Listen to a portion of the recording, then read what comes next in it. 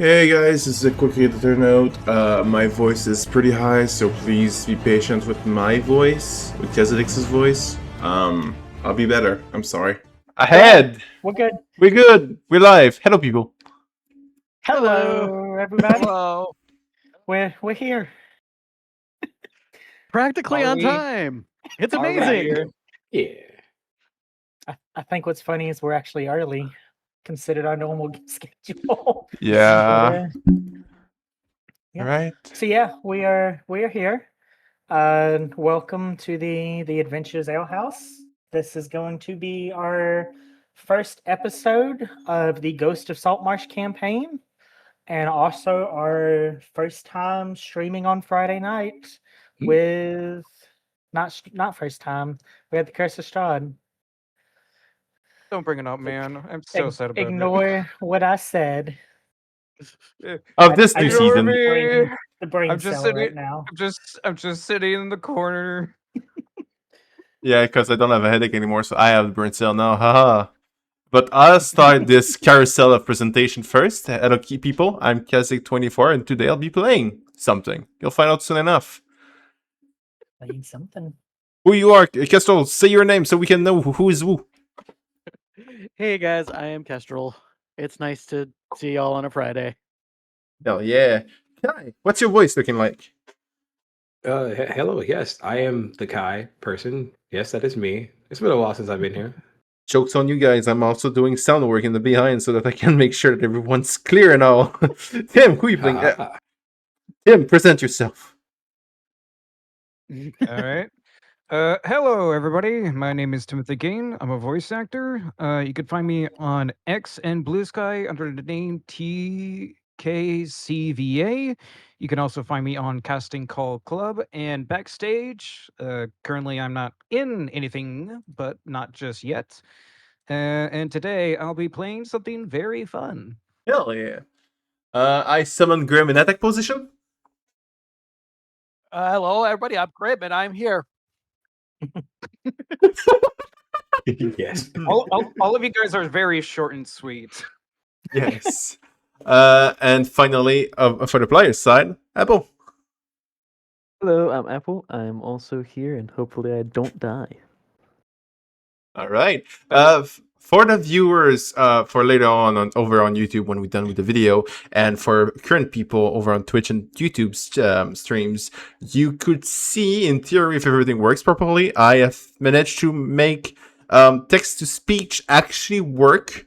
It's not perfect, but it's there. So hopefully it helps some people enjoy the show more. Other than that, Gengar, please torture us now. Hello, everybody. Yeah. So we're gonna be starting our Ghost of Saltmarsh campaign today. I'll have Kestrel do our first disclaimer before we get into it. Alrighty. Kestrel, you guys should all be able to see the disclaimer. Sure can. Awesome. Before we begin, a quick content warning from us at the Adventures Ale House. This tabletop role-playing stream may contain themes of violence, horror, strong language, mature content, and other actions that do not reflect the beliefs or values of the players, the game master, or the Adventures Ale House themselves. This is a collaborative work of fiction created for entertainment purposes only. So sit back, grab your snacks, and enjoy the story. Just know that viewer discretion is always advised. Awesome. And moving right along, I'm gonna go ahead and get us set up. The kingdom of Keoland stretches across fertile fields, ancient forests, and rugged coastlines. But our story takes place along the southern coast of the kingdom's lands, where the Azure Sea meets the growing port town of Saltmarsh. Saltmarsh is a town built on hard work and stubborn determination. Fishing boats drift through the harbor before sunrise. Merchants haggle in the market over fresh catches and imported wares. The smell of salt hangs in the air, mixed with tar, seaweed, and wood smoke from countless chimneys. To a traveler, it seems peaceful. To those who call its rough life home, peace is far more fragile. For many years, the residents of Saltmarsh felt abandoned by the crown, left to fend for themselves against the pirates known as the Sea Princes.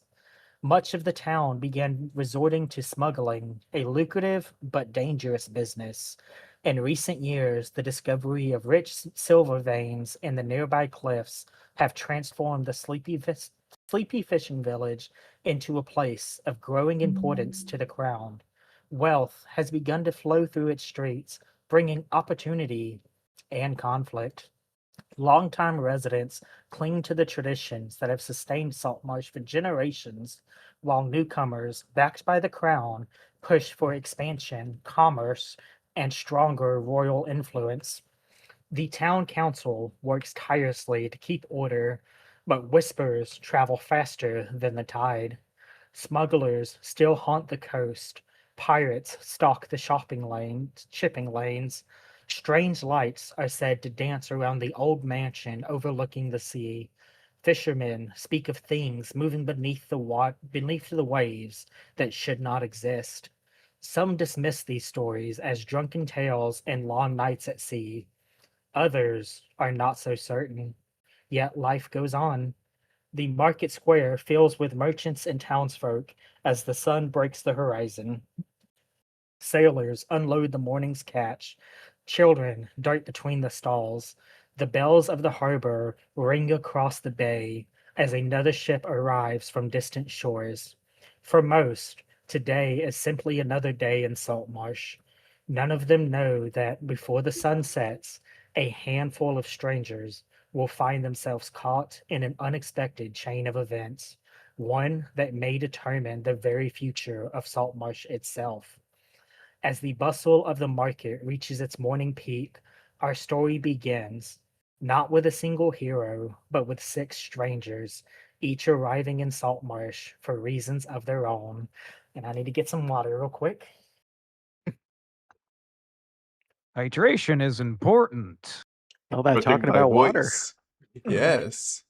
With the salty water of Saltmarsh. No, that's gonna make it worse.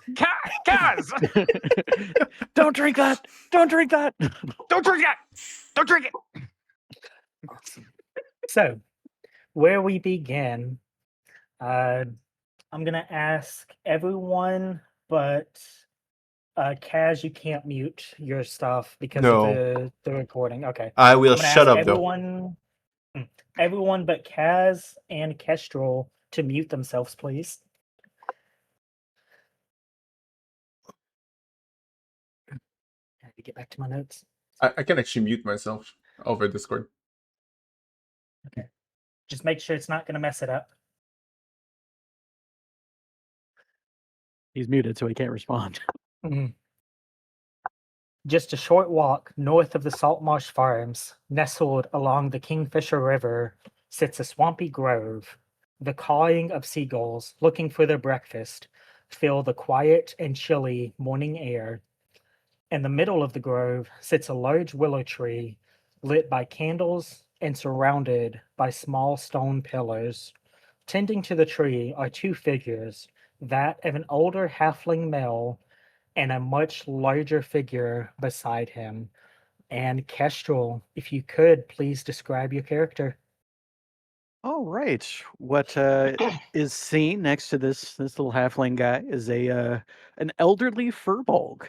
He has kind of a bluish green color, kind of more on the muted scale. He's got kind of darker green hair, and he's kind of a heavy set gentleman. He apparently likes to eat as much as the halfling does. Uh, but he is currently smoking a pipe as well as helping this halfling.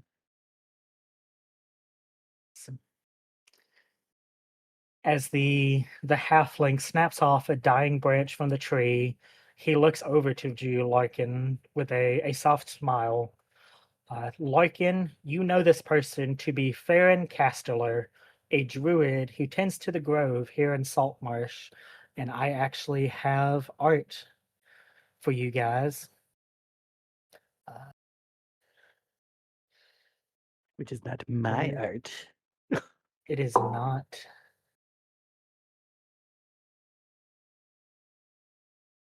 Are you guys able to see that? Yes. I can see it. I've seen it before. Oh, There we go. Yes. So Larkin, you know this person to be Farron Casteller, a druid who tends to the grove here in Saltmarsh. Larkin, on your return to town, I need you to be on the lookout for some belly basil for me. I believe Loris ate something he shouldn't have again, and now he's feeling lethargic. You see from behind him a loud groan of an animal, and as Farron kind of like steps out of the way, you see a bullfrog, the size of about a small calf, laying on the ground with his eyes shut tightly. Just what is he beginning into? You know this massive creature as Loris, the companion of Farron. He is somewhat of a troublemaker, often with trying to eat things much too big for him to handle. Farron has many times told you the story of when he first met Loris, he had to dislodge a red kobold from his maw just so he wouldn't suffocate.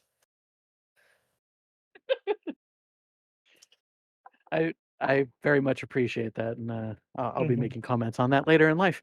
Okay, I think Larkin's probably going to go over to the bullfrog and kind of like squish his face to try and open his mouth. Okay. Larkin, give me an animal handling check. First roll of the game. I know. Let's see how much I can screw this up. Hey, that is going to be 19. Okay. You kind of like squish him to like open his mouth a little bit, and the smell that comes out is like rancid. If you had to guess, he probably got into some like rotten food that is not sitting well with his stomach. Can't imagine. I think Larkin's probably going to turn to Farron and be like, "Well, my lad, where has he been?" You know, Loris, he tends to just wander around on his own. Well, I'll keep a lookout for herbs, but try and keep a closer eye on him. I'd rather him not eat anything like a child. As you say that, you look over towards Loris, who's like trying to reach for a bug that's walking in front of him. I'm just going to very slowly close his mouth again.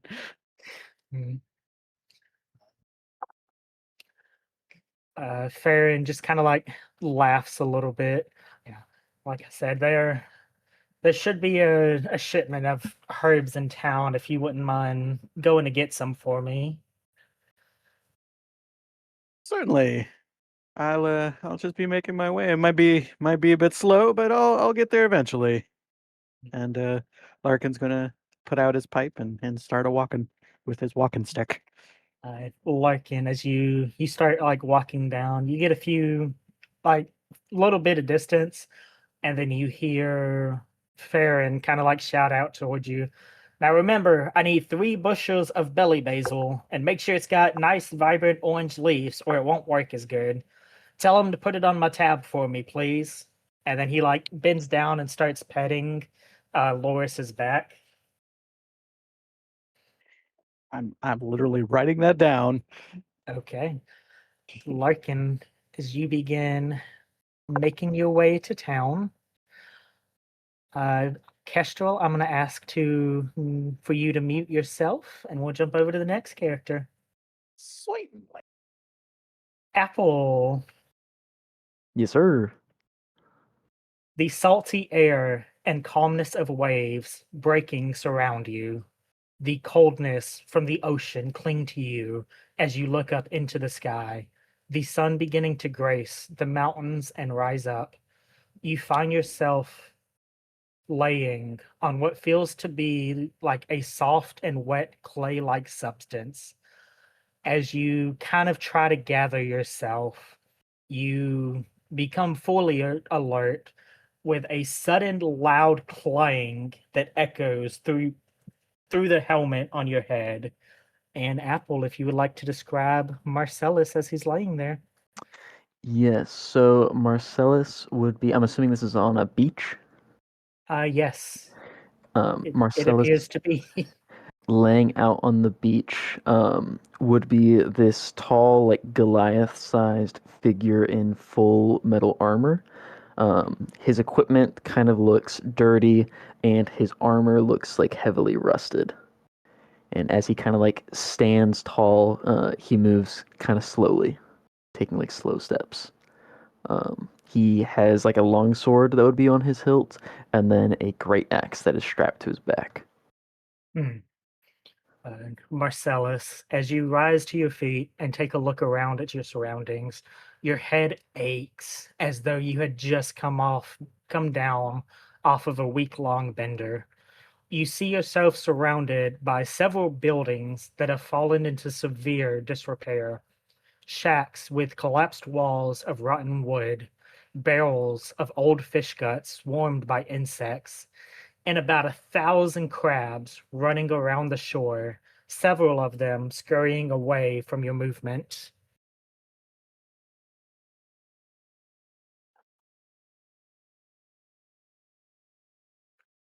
Gotcha. Am I able to act? Yes, you can. I think what I will do first, seeing these different buildings, can I just try to see, like, look out and perceive if I hear anybody moving anywhere? Is there any kind of sign of life around me as I'm looking around? Give me a perception check.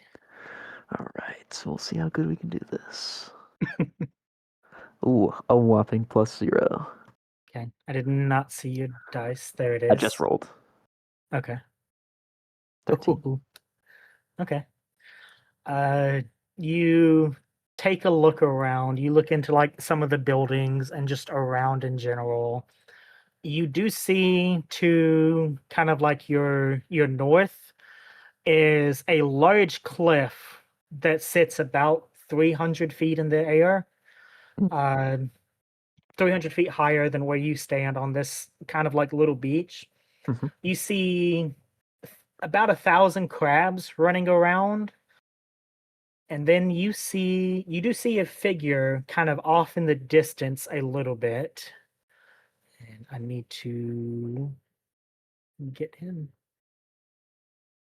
What's Gotcha. his name?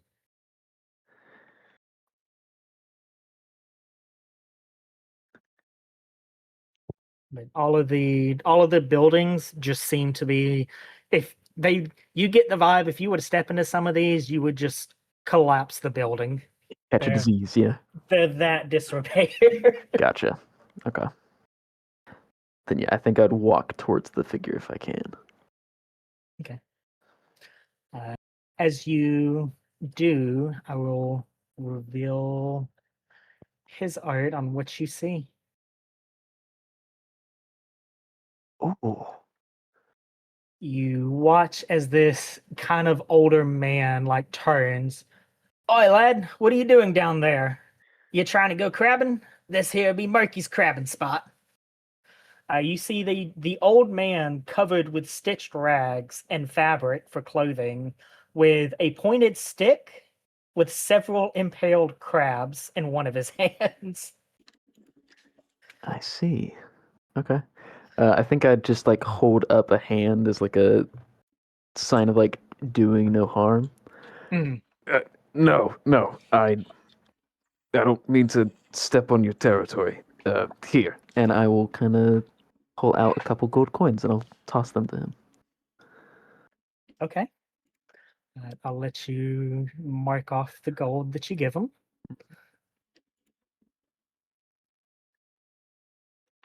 Okay. He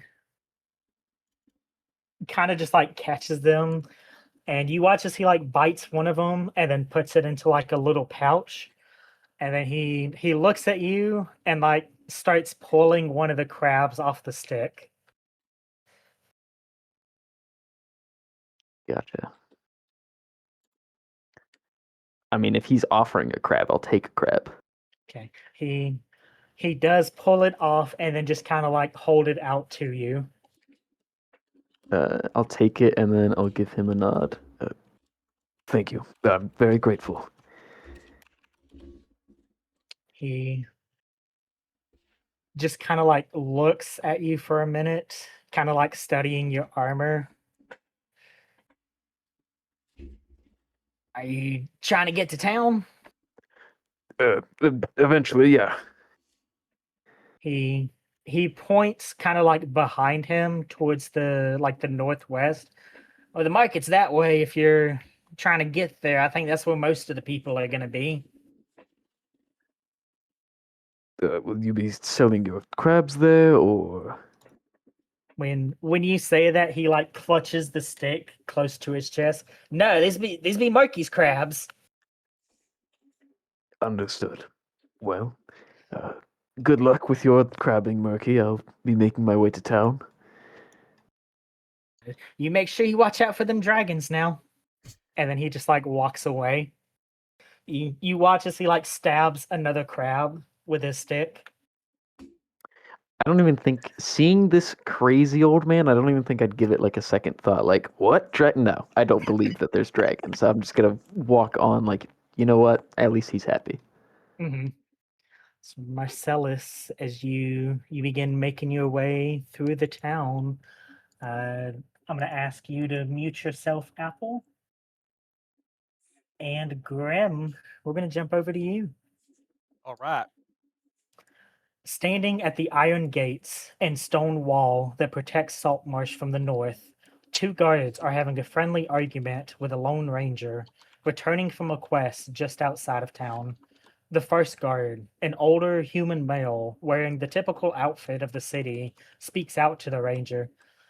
I'm telling you, son, there's no way you went out there and killed all four of those bandits by yourself and without getting a single scratch on you. So why don't you tell me the story again and try to make it somewhat believable this time? And Grimm, if you would like to describe your character and your story. So Henry stands about 6 feet tall. He's got a lean, athletic build, dark hair, dark beard. He's kept neatly trimmed and carefully groomed, giving himself kind of a refined appearance. His clothing is practical enough for the road, but noticeably better made than anything a common traveler would normally wear. As long as his boots are well crafted and barely worn, and his cloak is made from high quality fabric. His leather armor has been maintained with excessive care. Finely made longbow and a well maintained sword at his hip. Nothing's ostentatious, but anyone familiar with weapons and clothing would recognize that his idea of ordinary is considerably more expensive than most people's. Mm. His story. So sorry, say that again. You want? I'm describing the story to them, or am I telling them what to do? The story that I told you might want to do some homework on. Yes. Mm-hmm. All right. So, as I was traveling here, I noticed these four bandits standing in the tree line, probably trying to hide, not doing a very good job of it. I didn't want to leave them for other people, so I just kind of stood around and waited. As they stepped out from the trees, they tried to surround me, demanding my purse, and apparently assuming that traveling alone may be an easy target. I gave them a moment to reconsider. They didn't. The first fell to an arrow before he could reach me. The others came at once, which was rather predictable. I kept them from surrounding me, using the road and the trees to my advantage. One managed to land a glancing blow, but I quickly returned the favor and put him on the ground. The third discovered that charging an armed man with no plans was rarely a sound strategy. The last of them finally realized how badly the situation had turned against them, tried to turn and run. I gave him a few steps before putting an arrow into the ground at his feet. That was enough to convince him to surrender. I decided not to kill any of them. They were all beaten, and there was little honor in killing men who could no longer defend themselves. I relieved them of their weapons, treated their wounds, and left them bound to a tree beside the road with a final warning about choosing their victims more carefully. I would like to say it wasn't particularly difficult. 4 men against 1 should have made for a decent fight, but they lacked discipline and worked poorly together. After that, I continued on to the village, and I'm here staying at this gate where you guys won't let me in. The older guard just kind of like chuckles and shakes his head, leaning back against the stone wall and kind of like checking his spear. I still don't believe it, son. I might have to go out there with you one day and watch it for myself. What do you say there, Tendris?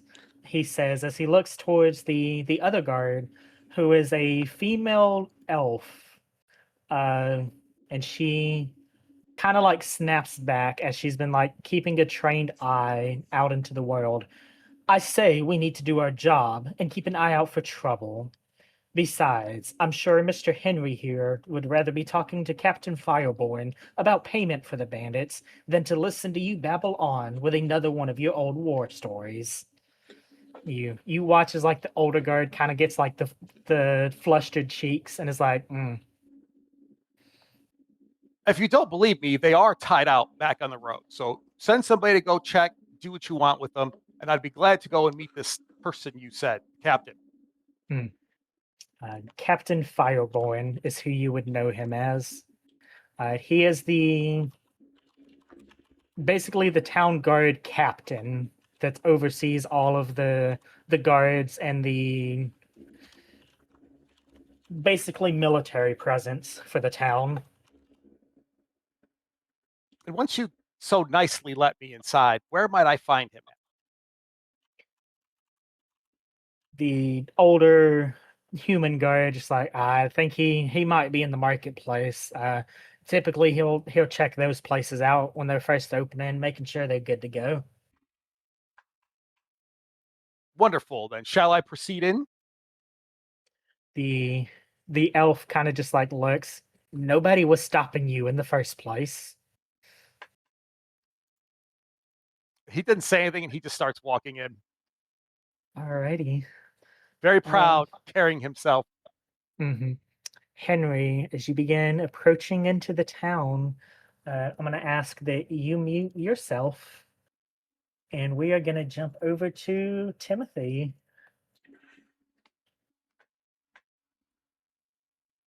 Kaz, don't forget to reveal the artworks. Did you?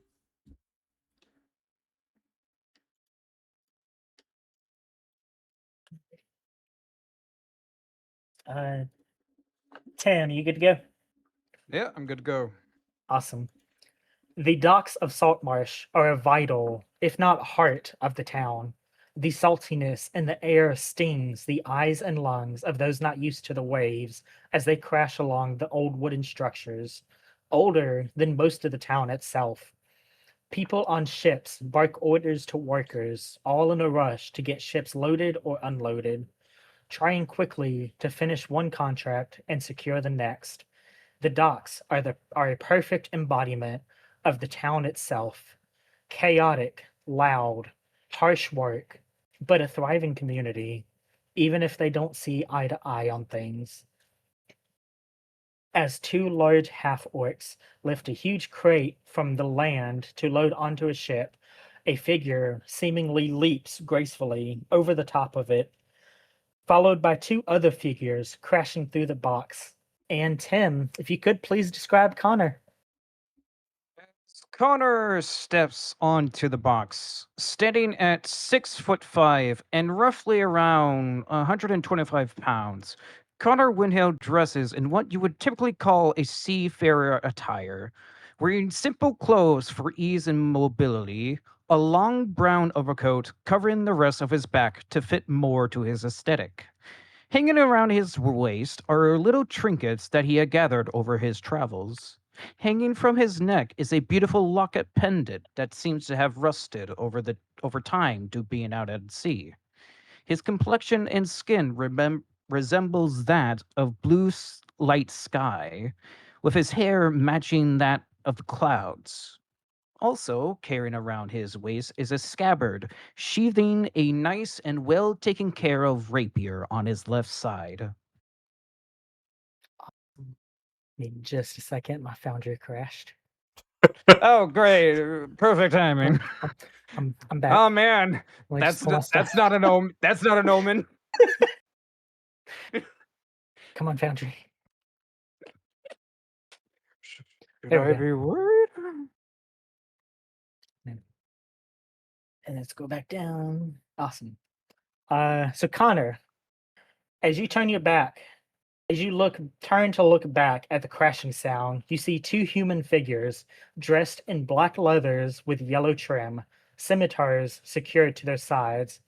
The half-orcs try to grab the duo, but are unable to as they slip past their reach, still giving chase to you. When I get my hands on you, Connor, you're a dead man, the much larger male calls out, pushing past the citizens and workers crowding the docks. The smaller female, trailing right behind him, starts pulling out some small throwing knives from beneath her armor. The duo chasing you seem to have some sort of grudge against you, but you can't seem to recall who they are at the moment. As you turn back forward, still moving quickly, a cart full of produce blocks your path forward, pulled by an older gentleman. Connor, what would you like to do real quick as this cart is pushing its way in front of you? First and foremost, Mhm. he is going to yell back at the two. Oh, come on! I barely remember you. I apologize if I ever, did something to you. As I would like to vault over the carts using an acrobatics check. Okay, give me an acrobatics check.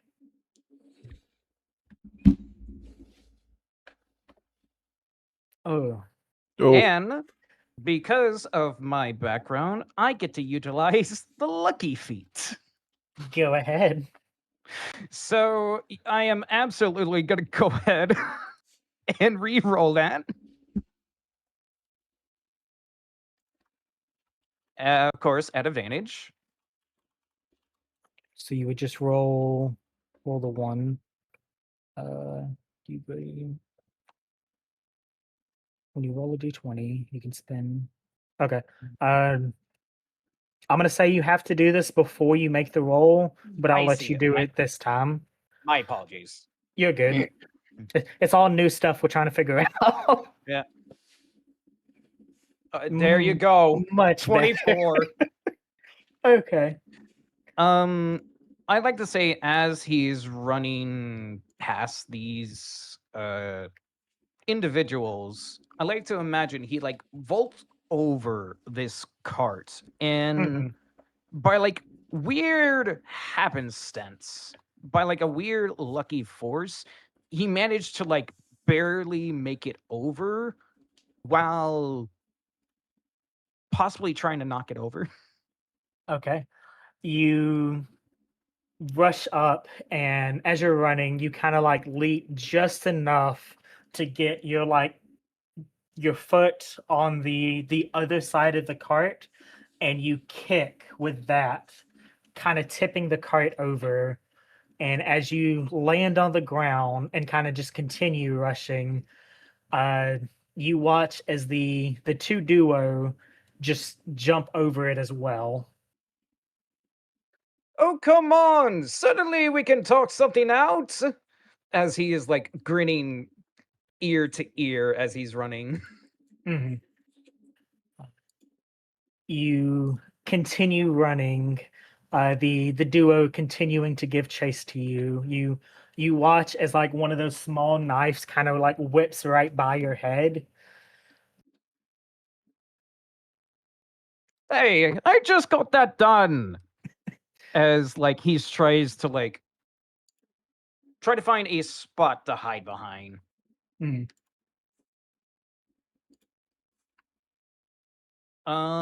If Try I to-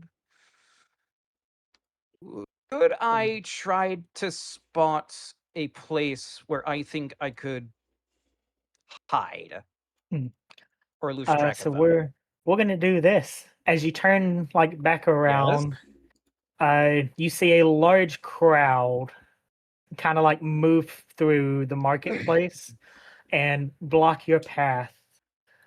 I need you to give me a dexterity save. Huh? All right.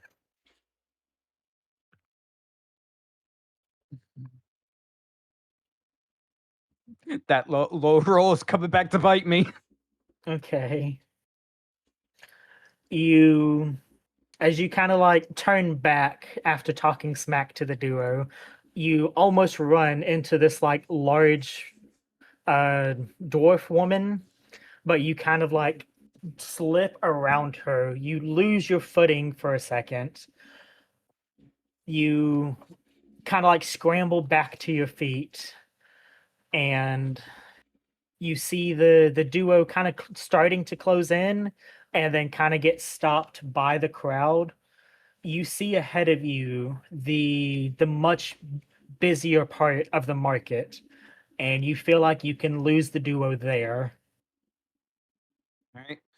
I like to imagine as he like barely slips past the dwarf woman, he like talks to himself, "Man, I am losing my edge." As he's just running towards the market and trying to find a good spot. Mhm. I'm Uh, gonna would I be able? say, Go ahead. I'm gonna say you get to like the busier part of the market, and you're able to like blend in with the majority of the crowd as people are starting to fill in. There's not a lot of hiding spots here. Could give I? me a history check real quick. Got it.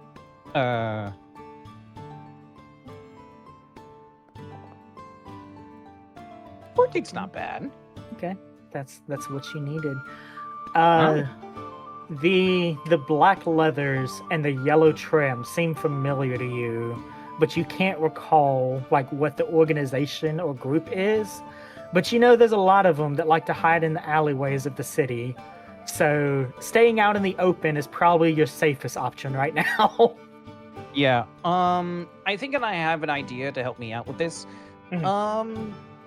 Can I rush up to a stall? Can I try to find a vendor that looks relatively, I guess... You know what? I'm gonna play into the roguish charm. Some young female vendor. Okay. I'm gonna say as you begin looking around through the marketplace, that is where we are gonna jump to the next person. Yep. So Tim, if you could mute yourself, and Kaz, are you ready? Along the eastern part of Saltmarsh, near the edge of town, a large wooden building resides, open to the world by a very large archway. Inside, a large sailing ship is being constructed by many dwarfs and human laborers. Sounds of wood being bent to perfect angles, hammers driving nails into lumber, measurements being called out, but one voice cuts through all the noise. The sound of a snobby gnome woman barking orders. "Gill, I told you those boats needed to have their hulls cleaned by morning rise. I'm docking your pay for the week. Now get to cleaning. Those boats are supposed to be back in the sea by lunch, and we still gotta..." You watch as like she starts just yelling at another worker who like picks up his pace and is like, oh shit. And Kaz, if you'd like to describe Gill. Yes, ma'am. I'm on it. Yes. Gill is a mutated human, a mix of skin and scale of bluish colors that ends up with fins that goes into orange colors on top of it. He has a crest on his head, but no other hair on his body. He has gills on the side of his throat that doesn't seem to work, and some that show up through his shirt over his abdomen. He has web feet and web hands. He seems to be having a weapon on his belt, but that's probably the limit of his wealth. Which is a broken spear, by the way. I think Gil's gonna waddle his way towards the boats that he has to do. Gill, you hear a voice.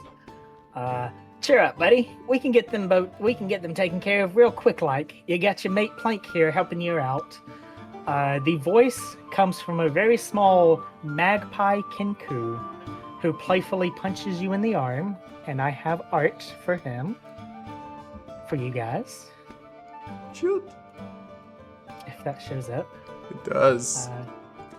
You have worked with Plank for some time now. He is another low-ranking laborer that works for Jalar Kankelston in the Carpenters Guild Hall.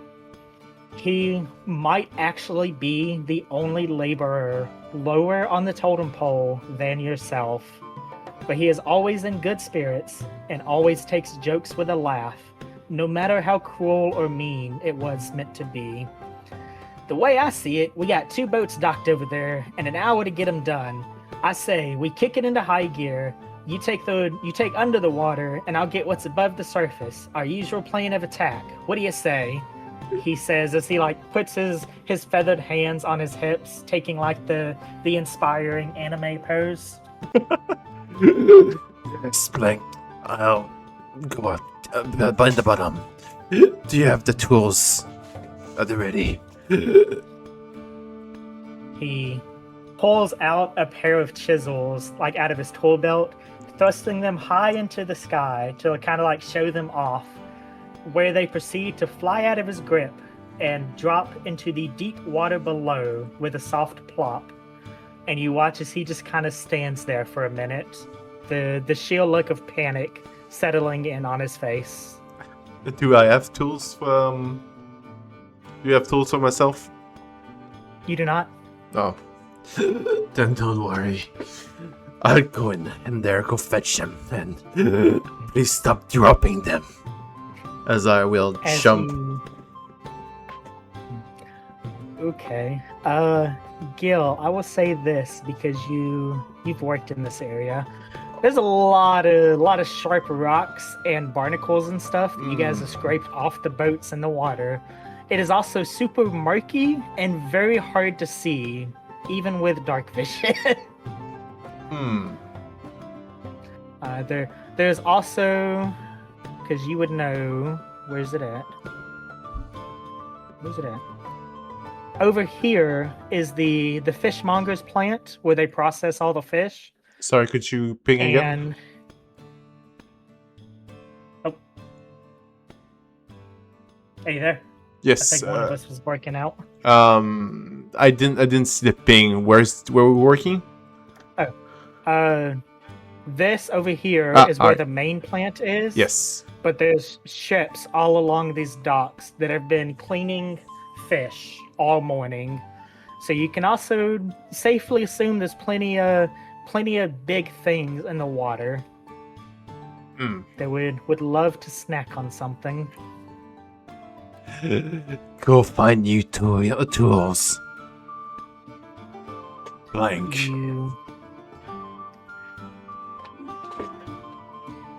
Did you tell him to go find tools? Yeah, new tools. I ain't gonna kill myself over that. You watch as Plank begins to like kind of pace around in the same spot, mumbling that Jalar, the gnome woman, can't know that he lost another set of chisels. That'll be his 4th set that he's lost this week, or she'll add even more onto his debt. And he kind of just like grabs you frantically, Gill. I tell you what, if you can go to the marketplace, you can get new tools. Jalar doesn't even have to know about this. We can get these boats down here. I'll cover for you while you're gone. What do you say, buddy? Better plan than jumping, I guess. I'll go. Look, he'll like pull out a little coin purse. I'll even pay. And as he opens his coin purse, you see 2 copper pieces and an acorn. I'll cover it, but you owe me. You know I'll pay you back on payday, Gill. Gill, that is a line you have heard many times before. I'll drop it. I'll just go. Mm-hmm. Alrighty. Gill, you begin heading to the marketplace. And Kaz, you can't mute yourself. Kai, how are you doing? I'm all right. Just sitting here listening to all the introductions. Alrighty. We're gonna jump over to you. All right. In one of the small shops near the marketplace, the smell of fresh herbs and potions being brewed fill the air. Yes, I know the flavor isn't the greatest, but you'll thank me when you need it out in the field, the voice of an elderly woman says, walking slowly from behind a counter filled with glass vials and bowls of different colored herbs. Yes, ma'am, I know the guards will appreciate your work the next time a bullywug lushes out against them. You hear the voice from like a large human male. Don't worry about that, Captain Fireborn. Auster will help you load the crates into the cart. Auster, dear, I need some assistance, the elderly woman calls back, her soft voice echoing throughout the shop. Peering out his head from behind one of the shelves is Auster. Would you like to describe your character? So Auster is kind of like a average height, maybe like I want to say like 5'10", maybe. African American looking male. He is usually kind of bundled up, but he likes to have his hood down because he likes to be hooded, but he likes to have his hood down when he's indoors. He has a weird way about him. He's kind of soft spoken. He does have a little bit of like a shiver about him, like he's always cold. But regardless of where he is, like the temperature inside, outside, he seems to be shivering. He's also kind of like I said, soft spoken, kind of timid, but very into plant life and nature. Awesome. And as you do that, I will reveal the art real quick, if Foundry will let me, for you guys. Yeah. Your fusion deck is actually not the right one, I think. So what? Is the fusion deck the right one? Scrub what I said. Is it right or? I think it's wrong, but I'm not sure. Scrub that. Continue the show. My bad. Auster, you have been helping out who you and most of everyone in town knows as Granny Milia, as she insists that everyone calls her.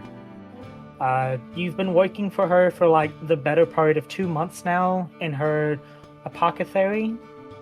I hope I say that right. Yeah, apothecary. Yeah. Apothecary. Yeah. Pay has not been super glamorous, but it's been mostly easy work. Just kind of like stocking shelves, gathering herbs, running deliveries across town.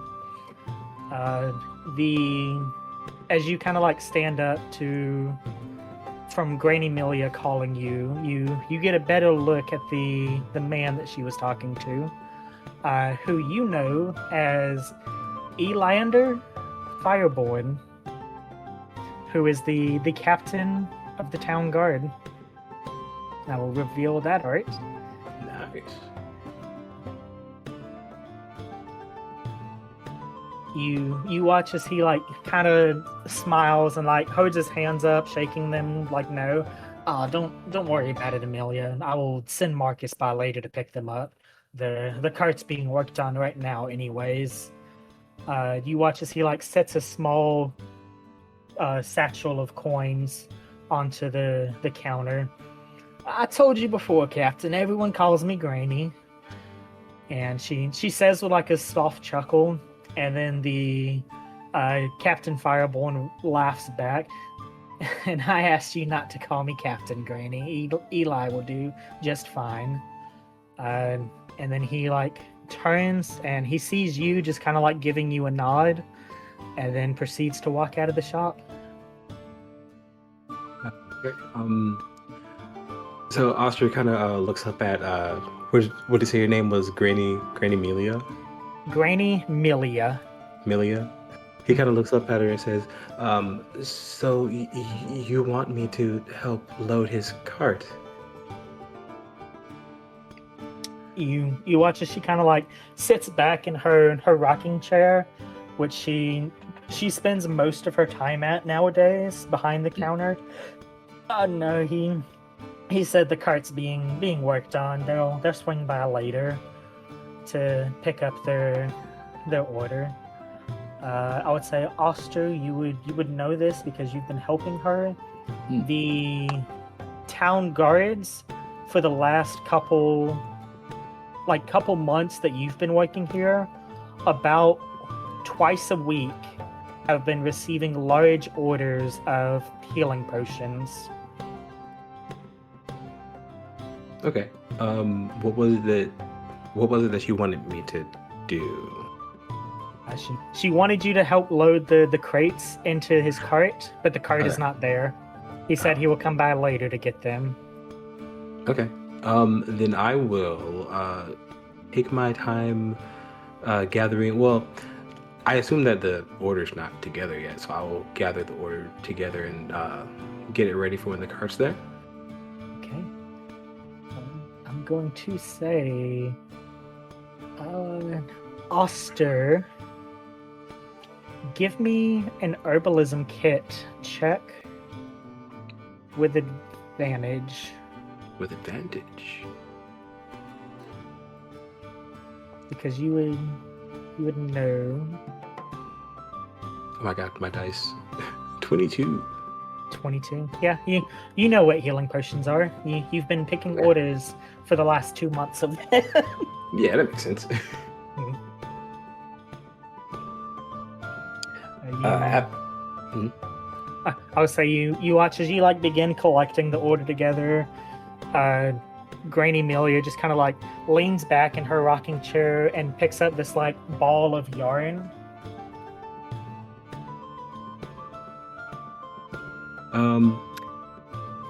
As I'm gathering up the order for her, or for what's his name?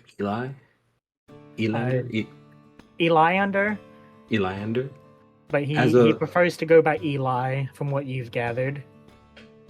At least to the granny, he goes by Eli. You're not sure if that's what he prefers or it's just like a respect thing for her. I see.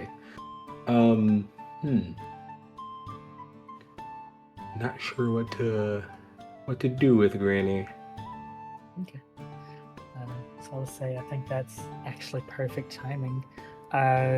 Auster, as you begin like collecting the order together, everyone starts like making their way closer and closer into Saltmarsh. That is where we're gonna take our first break. All right, people, do not leave us. We'll be right back.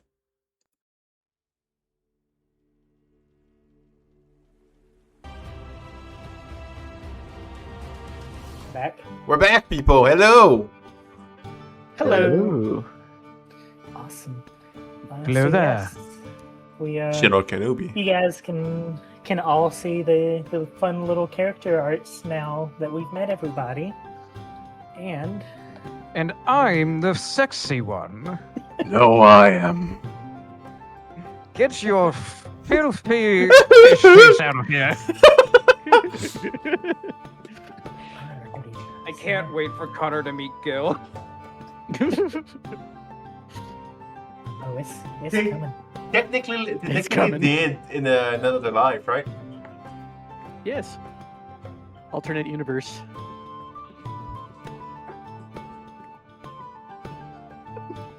Going to move. In an alternative universe, when Cutter meets Gill for the first time, it's just handsome Squidward. Going to move you guys here to this map that some of you might not be able to see yet.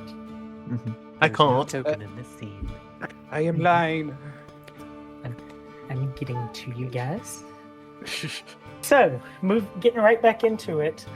Connor, you you hide into the rapidly growing crowd of people starting to swarm into the marketplace.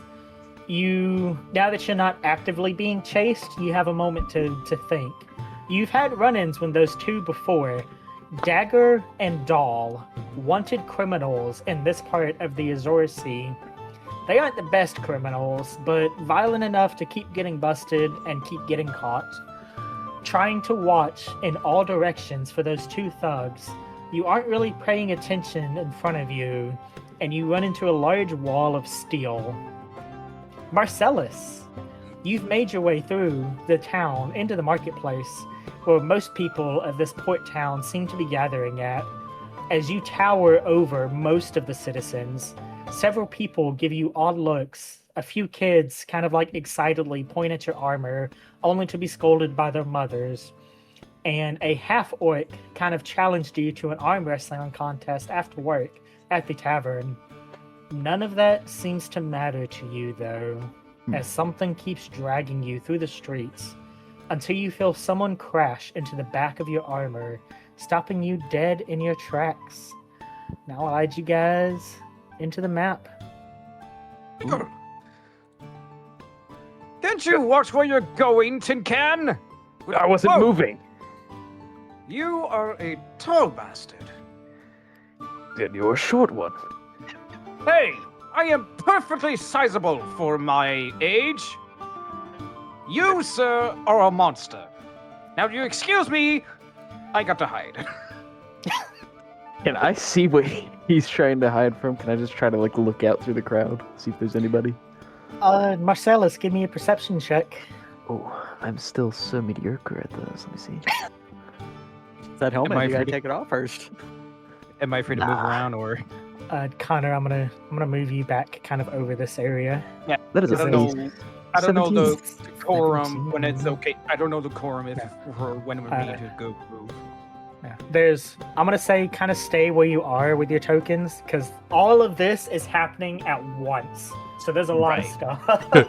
The decorum is we Right. move until Gengar pauses the game and curses us out. That's how it works. Marcellus, you don't see anybody sketchy that stands out to you. Gotcha. Yeah. I think I might. You see probably about like 100 to 200 people in this marketplace. Mhm. All just kind of like perusing, a couple workers like unloading ships and stuff. Your typical like port town Yeah. people. Not people crashing through the crowd trying to push onward and get to somebody. Okay. Mm-hmm. Then I think I'll just keep my eye on Connor, just kind of irritated, and just seeing where he's going as he's trying to run off. Okay.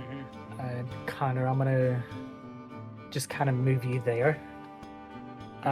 Apple, real quick, are you able to see the map, or is it dark Yes. for you? I can see Okay. it. I just wanted to make sure.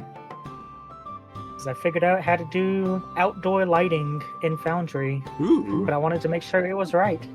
Yes. quality. So, Connor, as you kind of just push past this, how tall is Marcellus again? 12 feet? What? No, he is Goliath size, 7 feet. Holy Okay. shit! Well, you're not that taller than Connor. He's 6, but still. I know, but you called me a tall bastard, so I took it and I ran with it. Yeah, exactly. Connor, you kind of just push past this large chunk of armor as you're still watching around you, waiting for Dagger and Doll to just pop out of nowhere. Yeah. How far am I able to go before? But How before far we am I? How far before we am move I on, able to- Yeah. that far, because we're moving on. Gotcha. Like I said, there's a lot of stuff happening at once, trying to get all this organized. So Apple and Connor, or Marcellus and Connor, you guys have a run-in, and then we're gonna jump over to the other side of the marketplace where other things are going on. Henry, the marketplace has started to pick up a little bit, with more people perusing about now that more of the ships have unloaded their inventory. You've been in Saltmarsh for about 2 or 3 weeks now, just taking odd jobs here and there, mostly bandits or hunting gigs. It hasn't been the best pay, nor has it been stories worthy of glory, but something keeps you drawn to this town. You look around the marketplace, trying to find Captain Fireborn, but through the quickly filling marketplace, you are unable to locate him. Going to a nearby merchant stall, you decide to ask around. Standing at the merchant stalls are 2 figures, a older human male discussing the prices of tools. Let me drag you guys. With an odd-looking fish person. Look, Gill, I'd love to help you out, but Jalar would kill me if she knew I was selling her tools to anybody else. Gill, the human, kind of just crosses his arms in front of you. Listen, I understand what you're going for, but it is for playing who works for her, so technically it's like selling it to her. He kind of thinks it over, and then he gives you this look, bruh, we both know her. We know how she is. I know, please help me. While they're talking, he's just gonna walk up and interrupt them, talk to the older human. Excuse me, sir. I'm looking for a Captain Fireborn. Yes. He kind of uncrosses his arms and kind of straightens out his. He's got this leather. What is it called? It's not. Is it a smock? Kind of that leather tool apron thing. Yes, maybe. I think he has a leather tool apron thing on him. Perfect. As he kind of straightens that out. I believe he was heading to Granny's to pick up his shipment of herbs for the day. Is there something you needed help with? Would you like to buy some tools? I do not need tools. I am just looking for Captain Fireborn. Can you point me to Granny's place? And you, sir, Wait. fit guy, stop talking and breathing. And he's gonna look at. Do you have a nose? No, You I breathe do. with your mouth closed. I can't. Not on dry land, at least. Ooh, rough. That sucks. It does. Anyway, Listen. As I get my voice very down, please buy my tools, and I'll pay you back with them with interest if you want. I don't care. I just don't want us to be left in dark water. Let's just say like that. oh, you just wait. Let me get directions, and I can go away from you. No, that's not what I'm asking. He kind of looks defeated, but lets you do what you want to do. The older human male, just kind of watching this unfold, looks towards you, Henry, and kind of points over to one of the shops over on this side off the map that you can't see. Yeah, she's over there.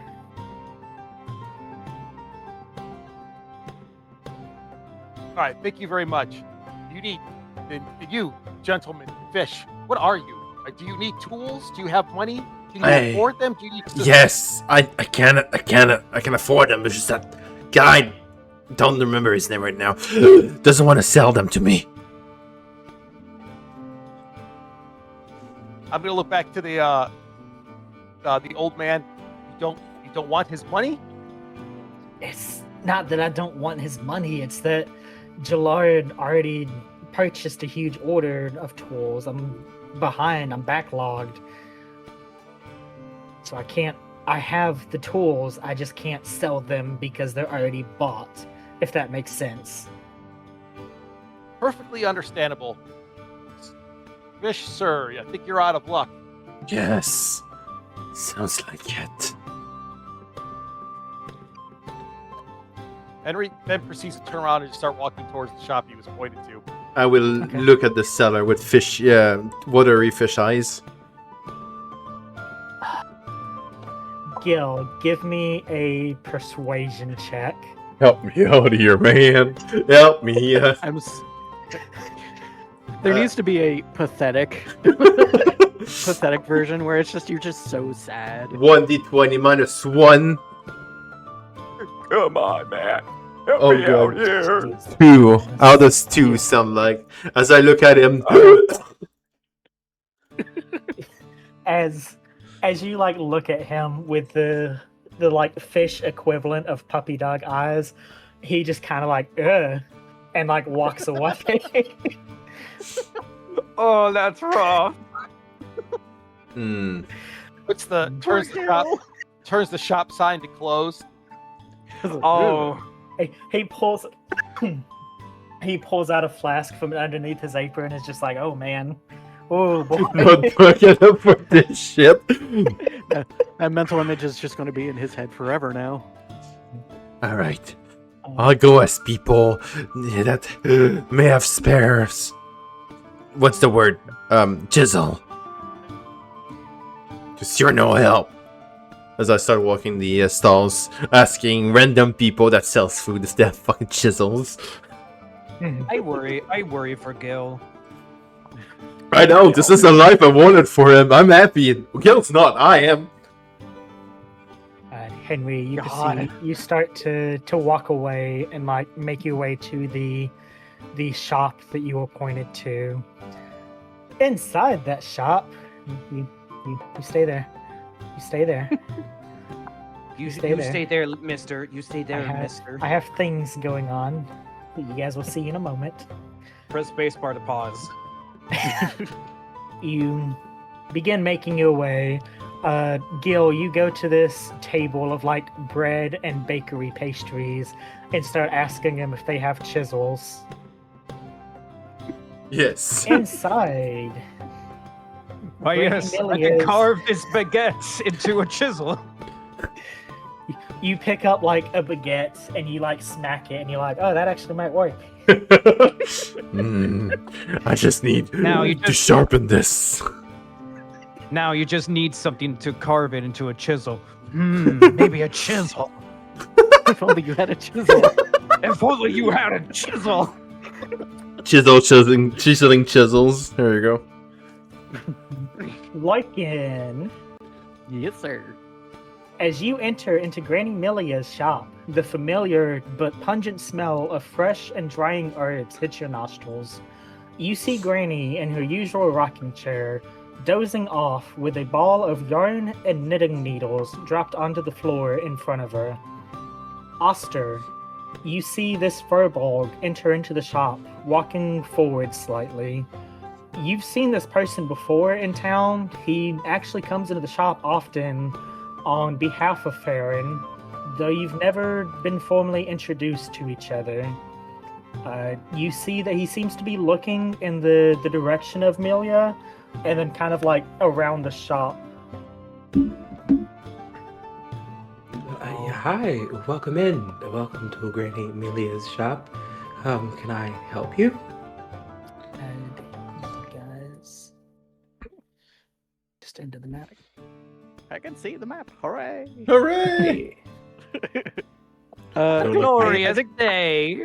I think I forgot to mention this earlier, but Larkin is actually about 8 feet tall. Holy shit! Whoa. So just as a helpful hint for our listeners, furbolgs are Mm. actually related to giants. So he's actually quite short for a furbolg. And Oh. Looking up at him. And I will make this announcement here, and you can fight me if you want to. I, OverseerGengar, have always believed that Folbargs are the equivalent of cow people. So there, Yes. I have said that. I have absolutely kept my furbolg. He's a giant cow person, so he has to duck in through the bel- door, and he's going. He's a cowboy, believe baby. that. He's a cowboy. Yeehaw. He's gonna look It's down. Yeehaw. noon. He walks in. It's noon. Well, actually, furbolgs that are like cows are actually a part of the Feywild strain. Shut up, nerd. Shut up, nerd. Alrighty. Auster and Larkin, Anyway, you guys are in the yes. shop. Larkin is Uh, going to look down at Auster and probably kind of tilt his head to the side and be like, "Let me see if I can get a better voice for him, because I didn't really like the first go around." Hello, young man. I don't suppose the young lady is available to pick up a couple of bushels of belly basil. Well, no, Granny's taking her nap, but I can get you your herbs. You said belly basil? Yes, lad. It needs to be very fresh. The flowers need to be very, very orange, apparently. I can see if we have some. I believe I've gone out and picked a few. Let me see. I'm gonna go back and check for the herb that he needs. Auster, what is that herb? Belly basil. Okay. Give me a perception or investigation of your choice. I'm gonna do perception. Perceive. I'm going to perceive if we have belly basil. Perceive with your special eyes. A 10. You have Okay. glasses. You have advantage. Your special brand. Auster, as you go into like the B section of the herbs, you find the spot where the belly basil should be, and it is empty. You remember Granny Amelia saying that she was expecting a large shipment off one of the boats, and that she had to travel to the marketplace to go get it. I'll go back up to the to the counter, I guess, and inform the giant gentleman.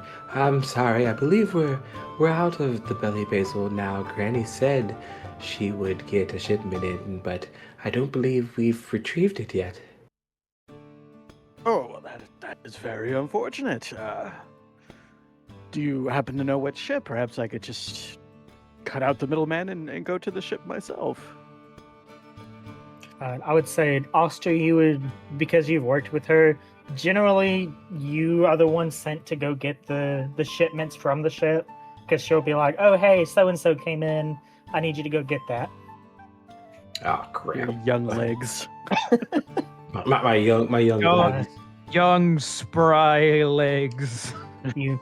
You also know that the last shipment of belly basil that you guys got in was probably about like a 10 by 10 foot box, a very large box, very heavy, and you had to cart it through the marketplace. Yeah, I would assume so. Darn, I guess I would have to wake Granny and let her know that I need to go out. I think that's what. Yeah, Auster's gonna pick up Granny's yarn that she dropped as she fell asleep, and gently wake her and say, Granny, I need to go and pick up the shipment of belly basil you said we were going to receive." As you kind of like grab her yarn and shake her, she does that old person thing where they like immediately wake up and like grab the ball of yarn. I wasn't finished with that. I'm still working on it. I'm not asleep. I'm watching And then it. she immediately passes out again. Nice. You would know Granny is. You haven't been able to get her actual age, because every time it's brought up, she kind of just laughs it off. You can gather from the stories that she's told, she is at least like 100, Oh, Jesus. Human? and she is human. Oh, damn. Practically a child. It puts me in the mind of like Mama OD from what's that movie? Princess and the Frog. Oh, the Princess and the Frog. Yeah. Oh yeah, I get those vibes. That is who she's based off of. Yeah, that's great. I excellent. love that. Mama OD. I guess since she seems to be fine. I don't think anybody's gonna mess with Granny. You would know she is a very well respected member of this community. Yeah. Yeah, I and assume so. even if like everybody has their own like disagreements on things, if there's a rumor going around town, they're like, oh, so and so came and messed with Granny, everybody is like, for real, we about to pull Arms. up on Two arms, people, two arms! Go ahead, Nobody ever Granny. messed. Nobody ever messed with Mama. Nobody mess with Mama. Yeah, I'd probably consider locking up and maybe what's your character's name? Larkin. Larkin. Escorting Larkin to the docks where we could probably pick up the shipment of things. Well, pick up the belly basil he needs, and then I could find a way to get the rest of it to the shop again. Sounds good to me. I'm gonna say, as you guys lock up and head out of the shop, Henry, you see Auster and Larkin heading out of the shop. As the human one like locks the shop and then like turns back around. Excuse me, sir. Bovine. I'm looking for. Crap. I wrote this somewhere. Granny Milia shop. Yes, this is Granny Milia's shop. I'm currently on my way to pick up a shipment she needs, and we're closed for the moment. But is there anything I can help you with? Yes, I'm looking for Captain Fireborn. Oh, the captain. Yes, he is waiting for a cart for a shipment of herbs. He isn't here at the moment. Do you know where he is at the moment? Where he might have went while waiting for said cart? I don't know if Auster heard where he was going. He did not say. He just said that the cart was messed up, so he'll be back later to get his order. Okay. Unfortunately, he didn't mention where he would be, but as he's the captain, I would check somewhere in town, maybe near the market. You can follow us there if you'd like. You guys are at the market. I didn't want to say it. Granny's shop is right at the market. Wow, Maybe- we're already here. Closer to the docks, perhaps. Wow, I can't believe we made it to the market. Such a long day. That was fast traveling, man. Yes, fast yeah. traveling. Yes, So- we blinked and we were there. So Henry, do you want to tag along with these two, or do you want to go your own way? It sounds fine. You guys can accompany me. Lead the way. He's like, You yeah, guys sure. can accompany me. Lead the way. That's what I said. Yep, you sure did. Alrighty. So we're gonna jump over to Gill. Gill, what is up, my guy? I'm getting out of the food stalls, looking kind of sad. I notice now that there's an equipment shop over there, so I kind of gain colors back into my face and starts running over there. Well, having a baguette in your hand. No, I left it over there. I didn't have a chisel to chisel it into a chisel, you know? No, you're right. It would have been a foolish effort. Yeah. Maybe if you get a chisel here, you could go back to the baguette. Yes!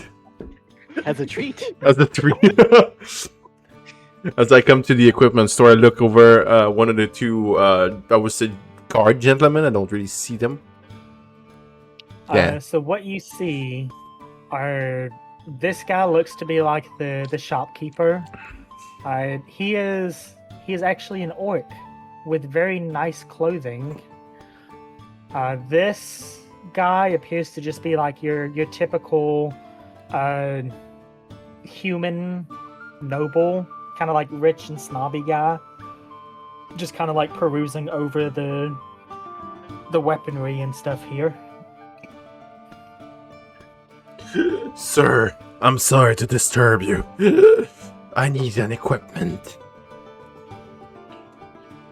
Yes, what can I help you with? I see you sell plenty steel, but do you have chisels I could buy off you? I know your work requires chisels, so if there's one that you do not require anymore, I can buy it to the market, the regular market prices. He kind of like thinks for a moment. Don't have any chisels for sale. All my tool stuff is back at my forge. I just kind of sell the weapons and stuff I make here. I look at as I look at, is there a dagger I can see on the stalls? You do see some daggers. I'll pick it up and give it to him.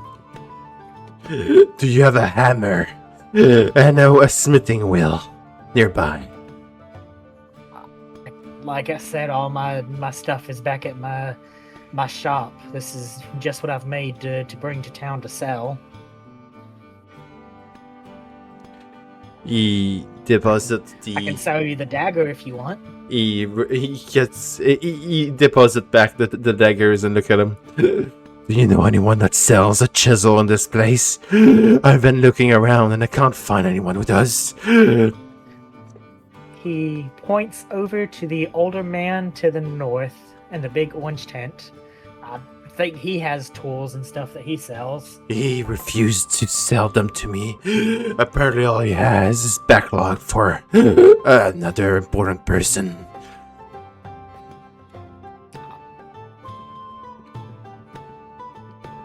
He kind of like looks. Gill, give me an insight check if you would like to. Inside. I'm gonna fail that, aren't I? Dude, why do you have such a good skill in that? That's weird. At 12. Okay. Oh, I thought it was on the 1. It was quite a little bit there. Oh, you do beat him. Oh! Nice. So you watch as the shopkeeper he's sitting there and he's like listening to you, and at first you think he's being like sincere, like, oh dude, I'm sorry to hear that. But then as you look to his like face reactions and stuff, you see he starts like looking away, trying to like get away from the conversation. And he's got that vibe of when someone's like, damn bro, that sucks. And then just like, yeah. Sorry to holding a waste. chisel. I look at him, gonna breathe in and say, sorry to waste your time, as I move away from the stall and look for the fish table now. Okay, as you go over to the fish table, we're gonna jump back over to Connor and Marcellus. Marcellus, this guy kind of just ran into you and then like left. I think I'd be making my way up towards the equipment table where Gill just was, Okay. but keeping my eye on Connor. Am I free to move? Connor, you can move around a little bit at this point. All right. Connor is like going through the crowd a bit, and I will say real quick, there are a lot more people here than what's on the map. Yes. I just didn't want to spend an hour loading Sorry. Foundry. So Yes. that's fair. That's fair. I get you. Connor. Okay. I know this might sound BS, but in certain situations where things are getting like too heated for the moment, his usual tactic is finding the nearest entrance. Does this place have like a sewer? not here. Everybody That's look at fine. everybody looked at the mouth there. Yeah, it's just like a giant well in front of you. Yeah, the Connor, you would know this well. This well has been here. This was one of like the first things built in this town. It is dried up and it is not being used, and they've kind of like blocked the inside of it off. It's more of like a historical monument rather than Oh, like actual useful now. Oh, it's blocked. Mm. Oh, You can jump in the well. okay. That was my concern. Like, It that doesn't was- go anywhere, and you can. It's only probably like a 5-foot drop. right. So what I'm gonna do is Connor is gonna jump right in it and try to hide in it Okay. when no one's looking. That's awesome.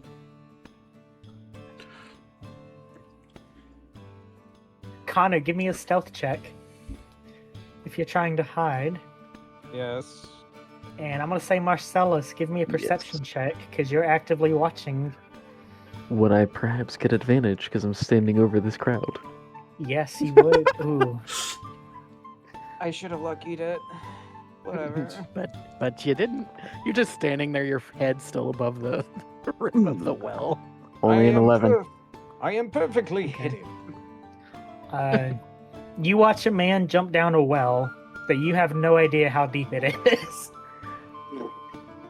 He could be long gone for all you know. He might be dead. All right. Well then, Yeah, I think I'm just gonna see down the well. I think I'm just gonna keep going on up towards the equipment table. Okay.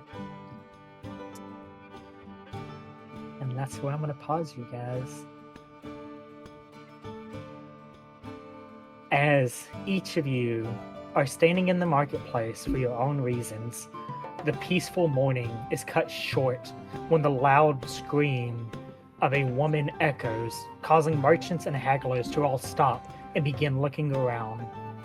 Within a matter of moments, the crowd begins turning into a chaotic mess, people starting to run while others look on, trying to see what the commotion is. I need everybody, except for you, Connor, because you are now hidden. Everybody else to give me a perception check. I can do that. I was over my initiative. I was Yeah, ready me to go. too. Me yeah, too. right. I was kind of Yeah. expecting Yeah. that too. Oh, Why? Why? Oh, I'm Oh so my sorry, God. guys. Please. Why are your dice hitting my dice? So, Kestrel, you rolled a 1 and you got a 4. I rolled a 1 and got a 2. I'm the worst here, boy. So I'm looking over this crowd. What do I see? And Auster Okay. sees. oh God. Oh, yeah. Sorry, I was not ready for 2 nat 1s in a row. I'm sorry, I was paying too much actually- attention to Henry being a butthead. Yeah. I do want to ask, given the fact that there was a big scream, I take that Connor heard it, yeah? I think he would kind wanna of pop be out? concerned. Yeah, just a little bit. Okay. Just Little head Uh, pop out. I would say you would Yeah. you would not be hidden if you do. honestly, So- I don't think he cares. Okay. Connor, give me a perception check. Yeah, Okay. There we go. not bad. Okay. Marcellus, you are tall, so you're able to kind of like see over the crowd, and you can kind of like pinpoint where like the center of commotion is going on. Larkin, you're kind of like distracted by the rudeness of Henry, as you're like, why is we accompanying him, but then we're leading? You're like distracted. Henry, you're being Henry. He's distracted by being rude. Auster, Very large bovine is distracting the shit out of me. it makes sense that you see this because it happens right in front of you. Oh Jesus! Larkin, Auster, Oh no, how do you not see Larkin? Gill, you're really starting to think that baguette. If I ask them to cook it like 5 more minutes and then just like start grinding it against the stone, maybe I can get it to work. And Maybe I could Connor, you see it as the crowd begins to like disperse from the area. you, Auster, Connor, and Marcellus, you all see, or the three of you see, the bodies of 2 guards laying on the ground dead. And then as the crowd begins to like run, I have a button to do it all at once. Double click. There we go. You all begin to see 8 different individuals in this marketplace pull out daggers and scimitars. And Worst flash mob ever.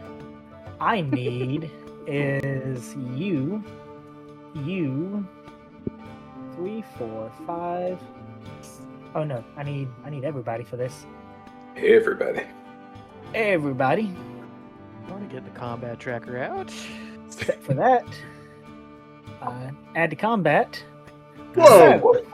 Good lord. So, what I'm going to need, Oh, uh, boy. That's Gill- a lot of NPCs.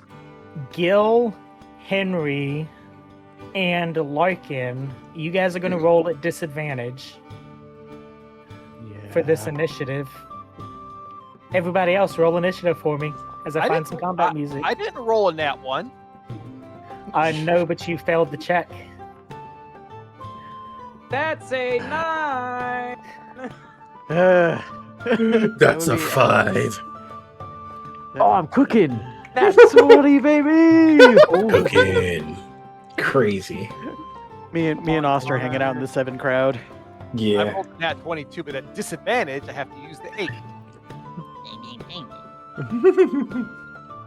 Don't fight. Don't fight, kids. Try No flintlock PvP yet. frenzy. Yep. See how that No. sounds. I guess a 9 makes sense because he's like trying to get out of the well and peeking over. Okay. Whoa, turn that down a little bit. Okay, who got a nat 20? Me, Marcellus did. Marcellus. The fancy apple lad.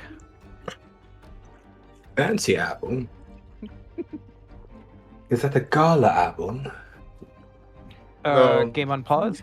It's a Chinese pear apple. Give me just a second. That's the It's fancy a one. Fuji apple. All right. Prepare for Foundry to crash. Yeah, I bet. Oh, right. All right. Kestrel. Hey, shut up. It's fine. What are we? Honestly, yeah, no, doing it's completely fine. Yeah. No, my Foundry crashes a lot because they suck and they jinx me all the time. So a Marcellus, That's a lot. you do see 2 town guards laying dead on the ground, and then these 2 guys with like blood on their scimitars, and you see the other ones start to pull out scimitars and crossbows as well.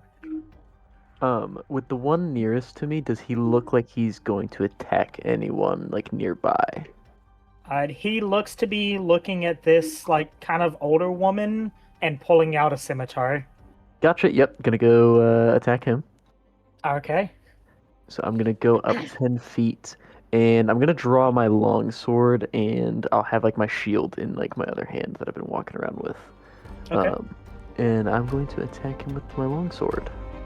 Go ahead. Please work. Don't get a net 20 for nothing. Don't say things. Oh, that's a 20, not nat. Soft 20 is going to hit. Make sure you target him and then roll damage. Perfect.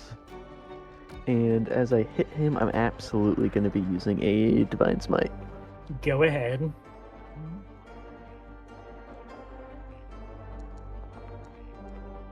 So that's going to be 6 slashing damage. Mhm. Then...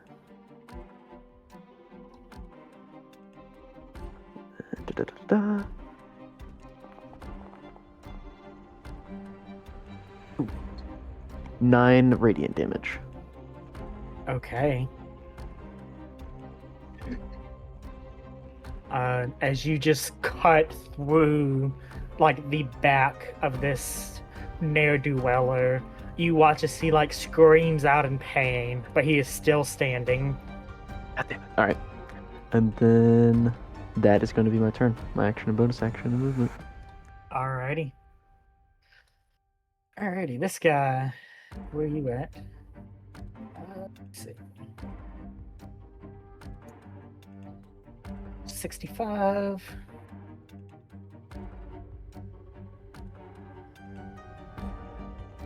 Alrighty. This one's gonna pull out a light crossbow and take a shot at you, Marcellus. Perfect. That is gonna be a 19. That is going to hit. That is going to be 3 piercing Gotcha. as you slash into this back of this one guy, and then you feel a bolt kind of like pierce through your back. Gotcha. Rude. That is going to be his turn. Gill, you watch as the shopkeeper you were talking to before just like quickly starts packing up his stuff.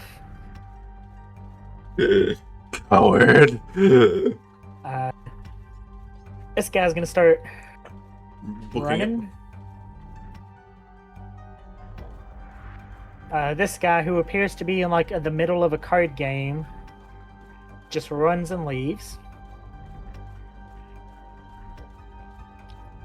This one is not sure where to go, so it's gonna go this way. This one is gonna book it and leave. This one is gonna kind of like run and bump into you, Gill.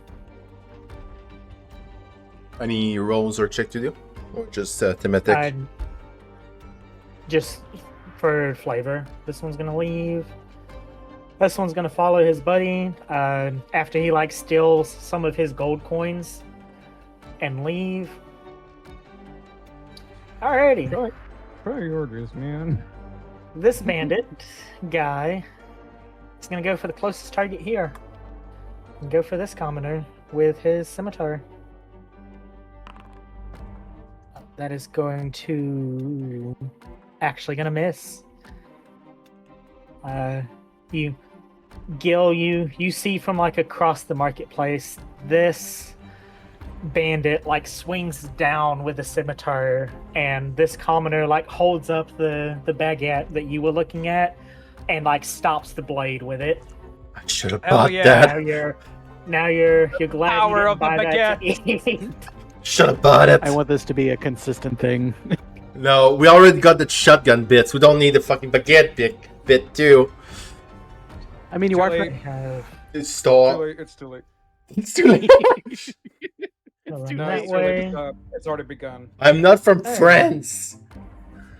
This one They're already tweeting about it. Oh no. is gonna swing with a scimitar.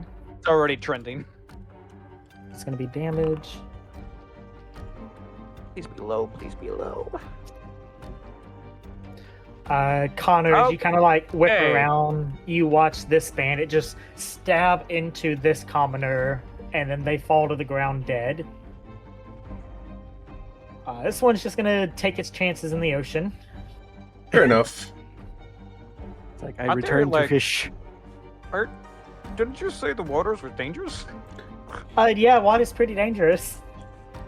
You know what else is dangerous? Swords. Dying. Henry, you were up. But what about Henry's gonna move up I? behind this cart. Sorry, go ahead. Oh, hold on. I'm doing the wrong thing. My bad. There we go. I think I Bye. crossed one, so I knew I lost the beat.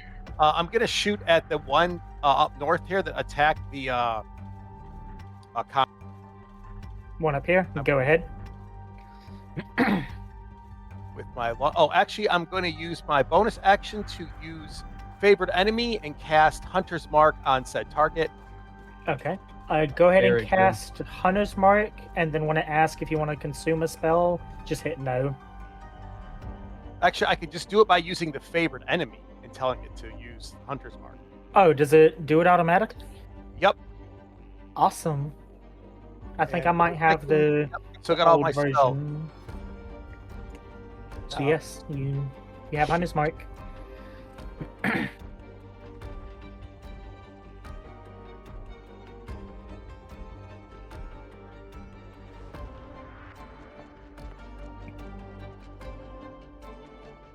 Well, A 12 is gonna hit. all right. Go and roll damage plus 1d6.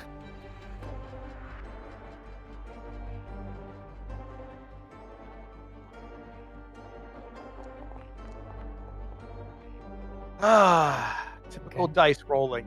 Hell yeah. 5 damage. Better than 0. As you fire off into the back of this guy, it like pierces into his shoulder blade, and he like screams out in pain, and then like turns to look towards you, and then the commoner here just starts like beating him in the back of the head with a baguette. Go, woman, go. It's Yeah, already I- begun. It's beginning to spread. Alrighty, gotta Like- kill the guard. Instead of guerrilla Uh, tactics, it's baguette tactics. Sorry. Auster and Larkin.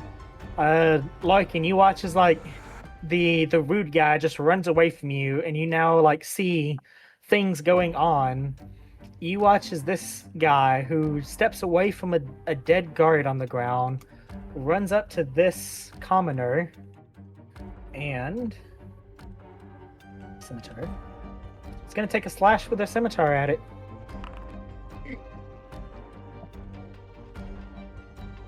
It is going to hit. More damage. And you watch as that commoner falls to the ground dead. Jesus. Commoner. is gonna Commoners run have out. like 5 HP. Mhm. They're not very well. Can you make it Yeah. out? You can. Alright, where are you at? You can click Where you on, at, boy? if you pop out your combat tracker, there's a button to pan to combatant, so it's easy to find them. I can also just click them on the list, and Oh. it takes me to them. All right, you're cool. It's gonna run out. He's also gonna like run up to his friend that jumped in the water and just like, bro, you're crazy, and start running this way. Connor, you are in the well. The guy walks past his friend. Sink or swim, bitch. I ain't gonna try. People are dying around you now. Yeah. And yeah, he's a little angry. And seeing that one individual just like slaughtering down the commoner, something does flare up. So I'm gonna move 15 feet. And I am going to pull out my flintlock. Go ahead. It hangs on the side of the belt, on the right side. So in a swift, cool motion, I'm gonna try at least to hit this guy. Mhm. I'll take that. Okay, 19 does hit.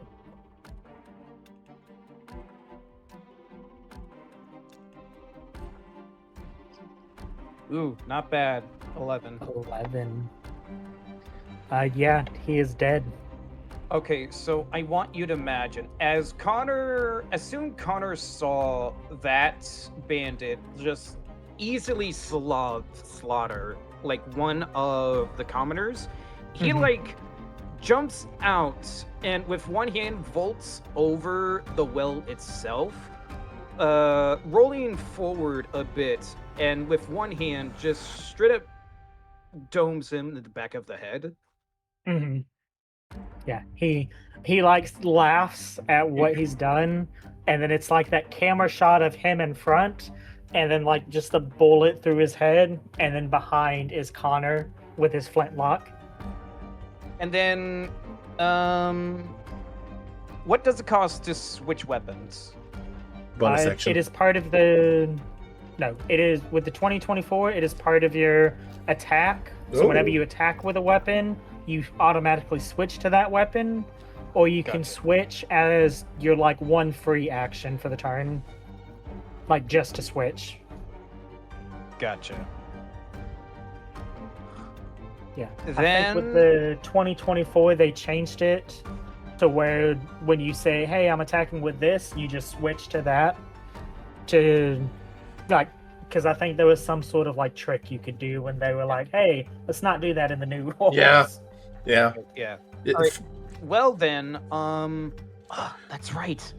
I don't get cunning action this level. I forgot. Never mind. Then I am going to go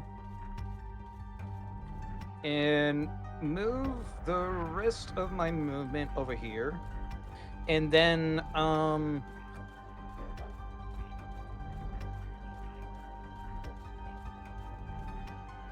Connor is going to yell out at Gill, not knowing who he is. You, fishman, with me, that one. And that's going to be the end of my turn. Gil, some dude yells at you.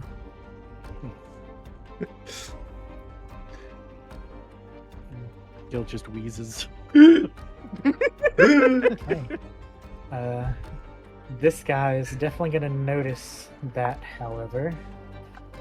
Oof, Rush thanks. up and see who is shouting.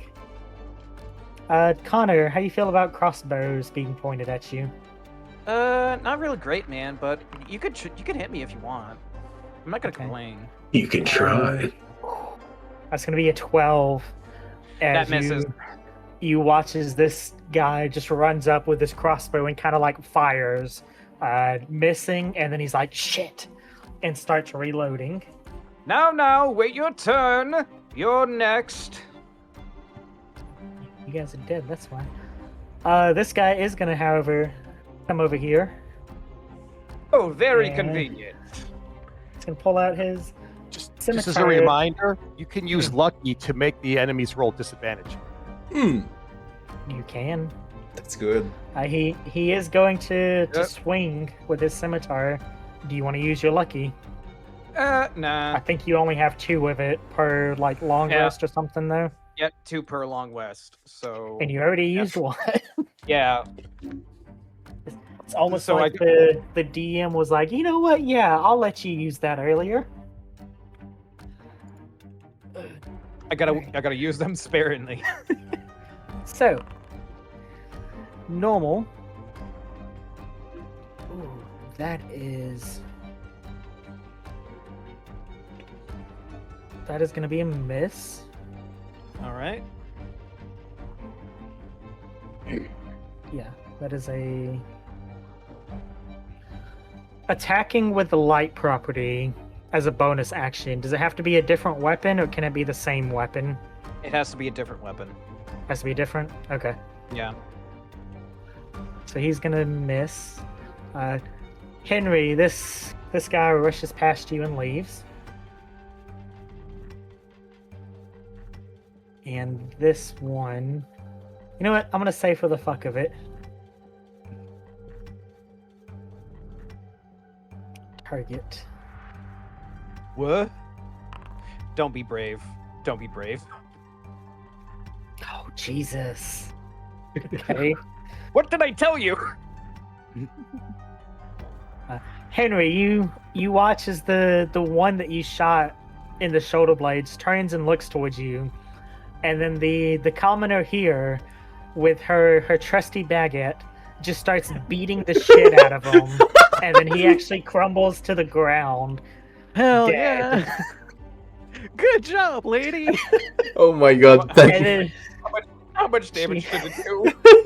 one. Henry would definitely be smiling at her and give her like a nod of respect, like, well done. Well, She nods back towards you, and then is like, "Yep, I'm getting the fuck out of here now." oh, Kestrel, I know what the thumbnail's gonna be like. Yeah, no, right? Auster, you are up. I see. So let's see here. Bandit. bandit, dead commoner. That's scary. Closest one. I'm gonna target this one, and I'm going to cast Ice Knife, my first level spell. Go ahead. I want to. Oh, hold on. No, yeah, okay, Ice Knife, right? Cast spell. Where is? I thought that was an action. I thought I could do that. Wait, that's not letting me. To cast it. I guess I gotta go to my character sheet and. You can click the little dice button, like where the picture is. Yeah. Hmm. Bristle. Yeah, there we go. Alrighty, go ahead and roll to hit. Attack. There we go. Oh, it's glitching out on me. It popped up twice. 19. Does 19 hit? 19 does hit. Go ahead and roll damage. Damage. So initial damage is going to be 2. 2. Auster, what is your spell save DC? Spell save DC. Where? On your spell book, it'll be at the bottom. It should say like DC. DC 12. At the very bottom. Yeah. Okay. 12. Yeah. He is going to succeed on the explosion part. I thought it said. Oh no! Yeah. Okay. I got you. Yeah. I'm then going to, in Auster fashion, I'm gonna back up this way. You back up against Granny Shop. Yep, you're the mage. That makes sense. Let us see. I have my quarterstaff out. I don't have it. Oh no! I gotta set up things. Hold on. Wait, I'm sorry. I had this whole time. Quarterstaff on. Quick bar. Yes. Are you? Well, why did you not? Why did you not add, please? Fine. Bonus action. I will cast Shillelagh. That's how I pronounce it. Shillelagh. On my quarterstaff that I have. It's Shillelagh. Shillelagh. Shillelagh. Yeah, go ahead. Just for the quarterstaff you are holding is imbued with duration. You can use your spell casting instead of strength. yeah, that's just in case they get up in my face and I have to attack them with melee next time. Yeah. Last resort. Yeah. Place And- item here to enchant. So let me test this to see. That's awful. Yeah, Auster, you have a quarterstaff shillelagh now. Nice. Nice. Okay. In that case, it says I have. Oh yeah, I do have a reaction whenever. I guess if they get close enough to attack me, I can react and If defend they myself? if they leave, yeah. Yeah, they leave your. You're thinking of the ready action. If they get up to you, then you can attack. Okay, I see. Then yeah, that'll be my turn. I cast ice knife and was like, run away. I hate to do this to you, Kestrel. We are running on 2 hours. Are we going to take the 5-minute breaks? Yes, that's what I was gonna get to. We're gonna take our quick little break here Sorry, in the Kestrel. heat of the moment. Hell yeah. Oh, you're fine. You're fine. We'll be right back, people.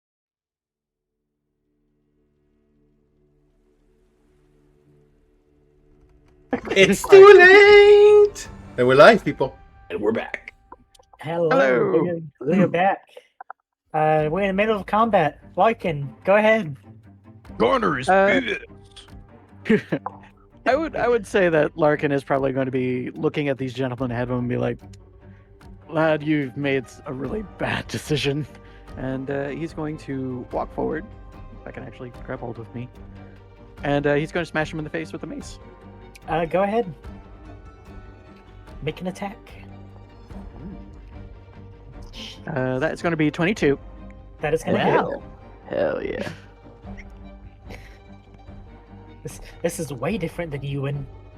I know, right? And that's going to be 6. Okay. That's not bad. You like break his nose, as he like kind of stumbles back and but he is still up. Surprising. Unfortunately, unfortunately, that is all I can currently do. So that's all in my turn. I'm not as cool as everyone else. I have no baguette.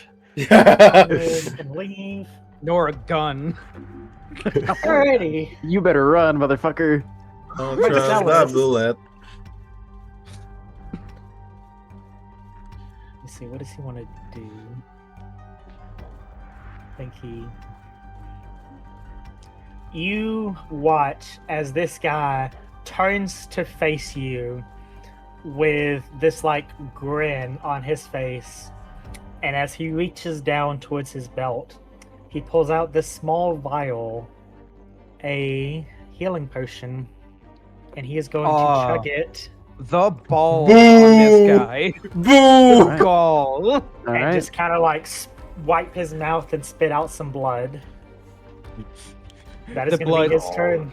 The blood lands on your feet, on your boots. Gil, you are up. Gil's gonna walk up to the woman, in front of the woman, kind of calmly, and look at him.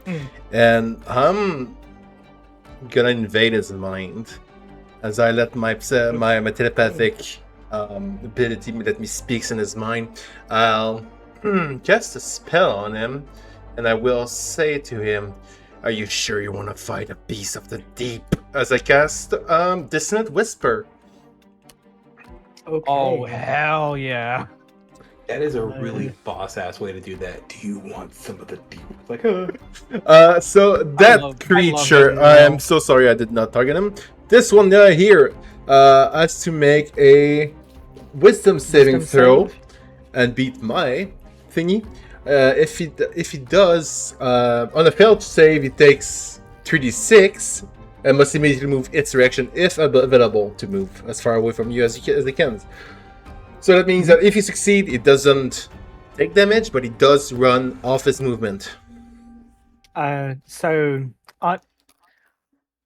on a successful save, the target takes half as much damage only. It's not the same as He- before. No, they changed things. Damn. Yeah, Yes. he words succeeds. Change. So go ahead and roll damage, Words change. and then he is going to take half. So 5 damage. As I Yeah, not bad. Half. will You pull watch as this bandit like grabs his head and like screams in pain. I will pull out my off spear, my broken spear. And that's my turn. Alrighty, Larkin, how you doing?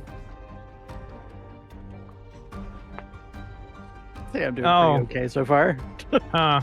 For now. you're, That looks bad. you're getting sandwiched. Fine. Promise? That is going to be an Crazy work. 18. Yeah, that hits. Oh. We didn't hear nothing. Shut up. No, I did. Oh fuck. Okay. That's not a good sign. Larkin, You've been rolling like fucking 10s and 11s the entire time, and now you're going to be busting out like the nat 20s now? Yep. No, it wasn't a nat 20. It was It it was a the little 30. little bit further from a nat 20, but still succeeds with the flanking. We're talking about Gengar, we're losing I'm you. talking about the. Yeah, we're losing you a Damage. bit. Can you guys hear me? Yes. There we go. Okay. It wasn't a nat 20. It was a little bit far from it. But it would have been But- funnier. It would have been funnier. It would have been funny. It was an 18 to hit. Mm-hmm.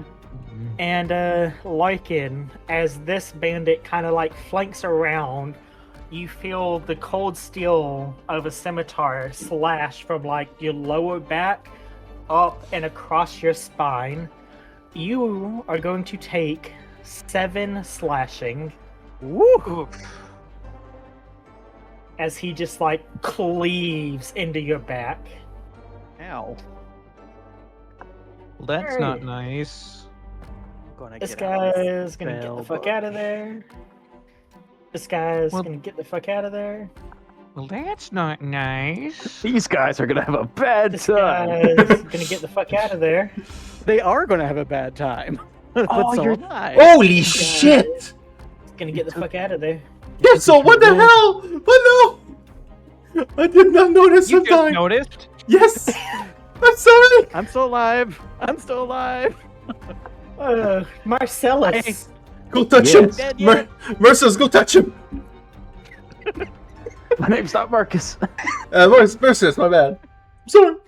Marcellus. Mercius. Mercis. All right, Gabriel just keeps just calling you something different.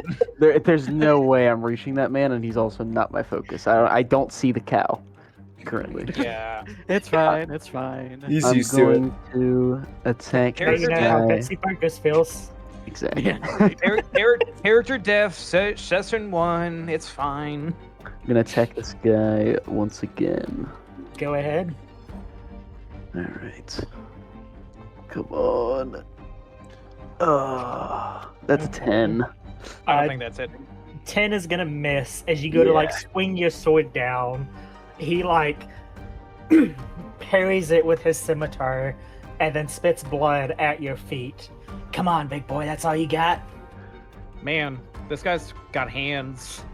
As he says that, I'm actually gonna put my hand over like my wound, my shield hand, over my wound, and use lay on hands to heal myself.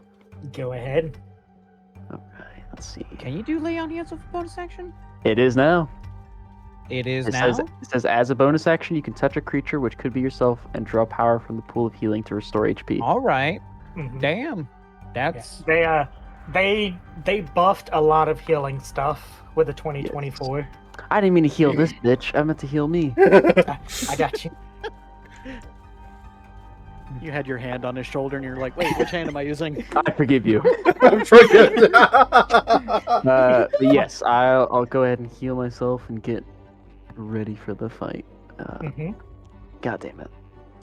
Marcellus just heals the guy. You know what? You got this, bro. You need this way more than I do. You're gonna need this. I believe in you. You can do better. That's not enough healing. Here. Let me help. That's not good enough. Hit me harder. Like, stop helping him.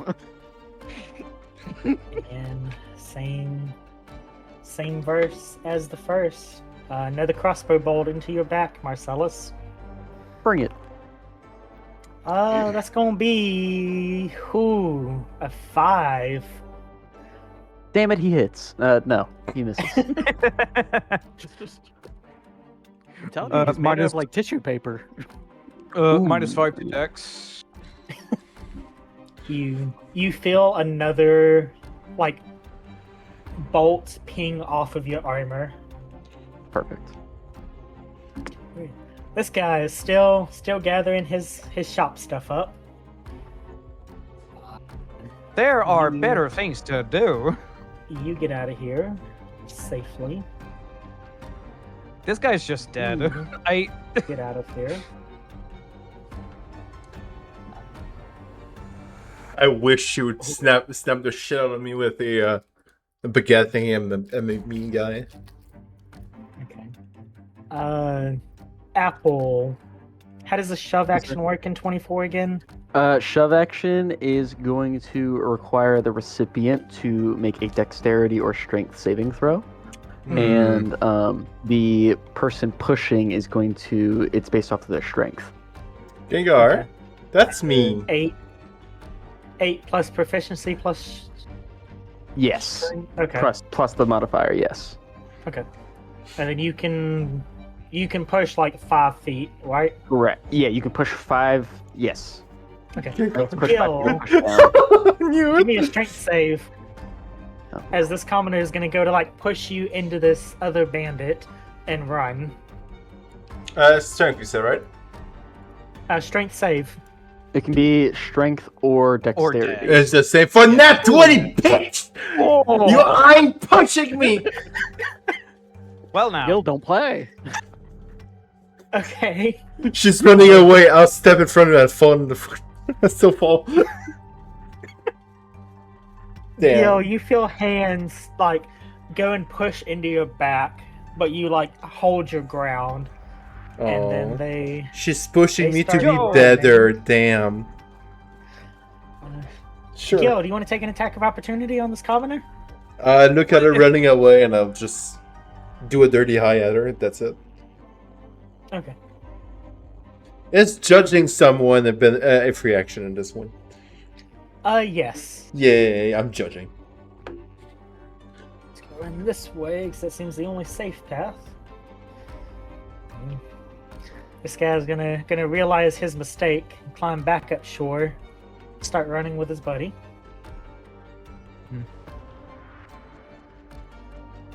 This one gets to make it out. Henry, you are up. All right, I'm going to move 30 feet, and then I'm going to take a shot at the bandit that's attacking Larkin. Okay. Which one? Good question. Because they both There's got two. The one that I marked. I'm All also right. gonna bonus action move my hunter's mark to it, and then proceed to shoot. Okay, let me move the hunter's mark real quick, because I figured out the easy way to do this the other day. Drag and drop. I'm also going to use a luck point to shoot with advantage. The fuck you mean? Go Lucky? ahead. Oh, you have lucky feet. You're also lucky. I was Oh, like, damn. wait, wrong system. What? Can people stop copying me? First it's wind, wind, hail, wind. Now it's the lucky feet. Come on, man. You're very popular, Tim. 19 is gonna hit. Ooh. 10 damage. Okay. Larkin, as you feel this like searing pain in your back, and you like begin to feel the blood just pour down, you watch as the bandit in front of you gets an arrow like through his neck and just collapses to the ground. I think he'll look back at Henry and kind of give him a thumbs up cheers sort of look, You're- like, thanks. You're welcome. You're welcome. Hey. Still can't get out. You can run. Connor, you are up, my man. Man, what to do? What to do? So many options. A little hurt that the fishman decided to ignore him, but understandable. There was a more closer target. And after seeing this fishman apparently affected this bandit as they're like reeling from something, he goes like, he's probably fine. As I just try to switch to my rapier and stab this one. Go in front of ahead. me. Right. I stab at the. That's dumb. Oh, What the fuck? Connor is 9 not- gonna miss. Connor is not having a good time. Can I? As you. I don't have my short sword. I don't have my short sword equipped. Can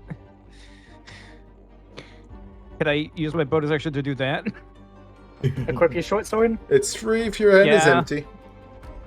You can take your free action to equip it.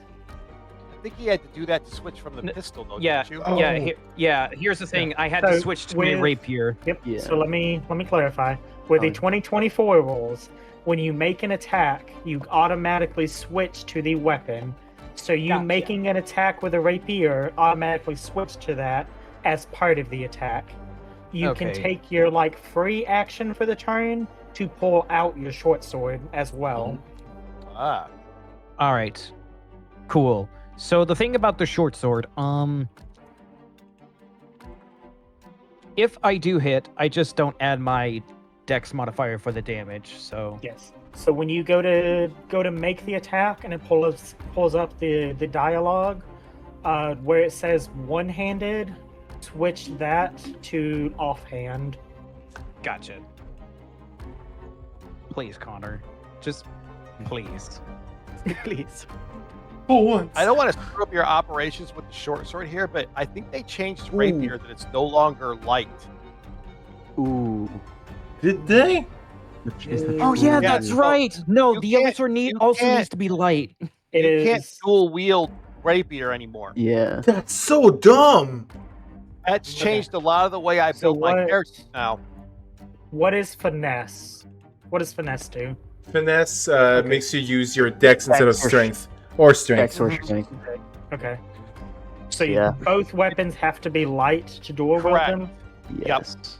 Okay. They changed that now. Not the off weapon doesn't just have to be light. The main hand has to be light Has as well. to be light as well. We'll Okay. we'll get him in the next one, Connor. Okay. There's a So little he twitch. so he there's a can't little twi- have his rapier and short sword equipped at the same time.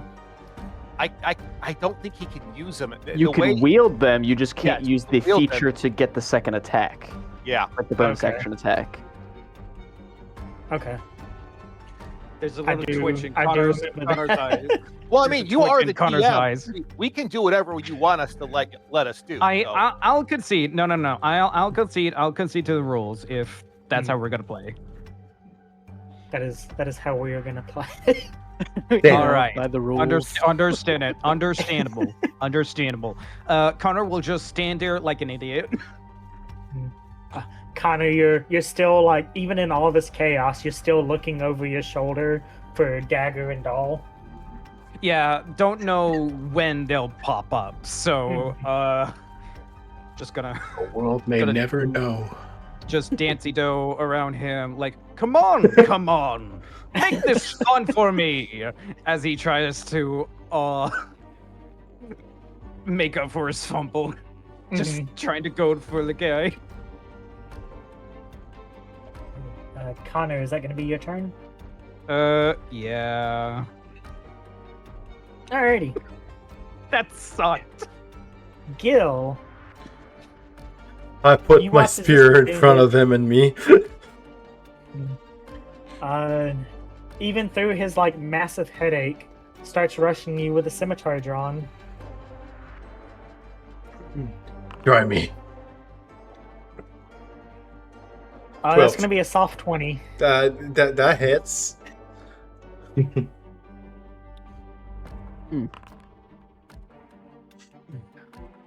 Jesus. Yeah, I knew he was gonna fucking say it. All right. Oh no.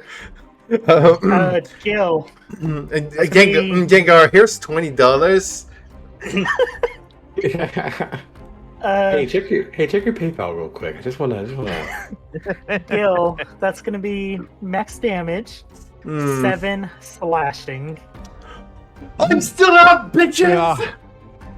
Ouchie. As this guy, as you like bring your like spear up, he like starts cutting through like your hands and actually cuts some of like the webbing in between your fingers. Oh, Oh, I hate that. I wanted to get rid of them, but not like that. That's bad.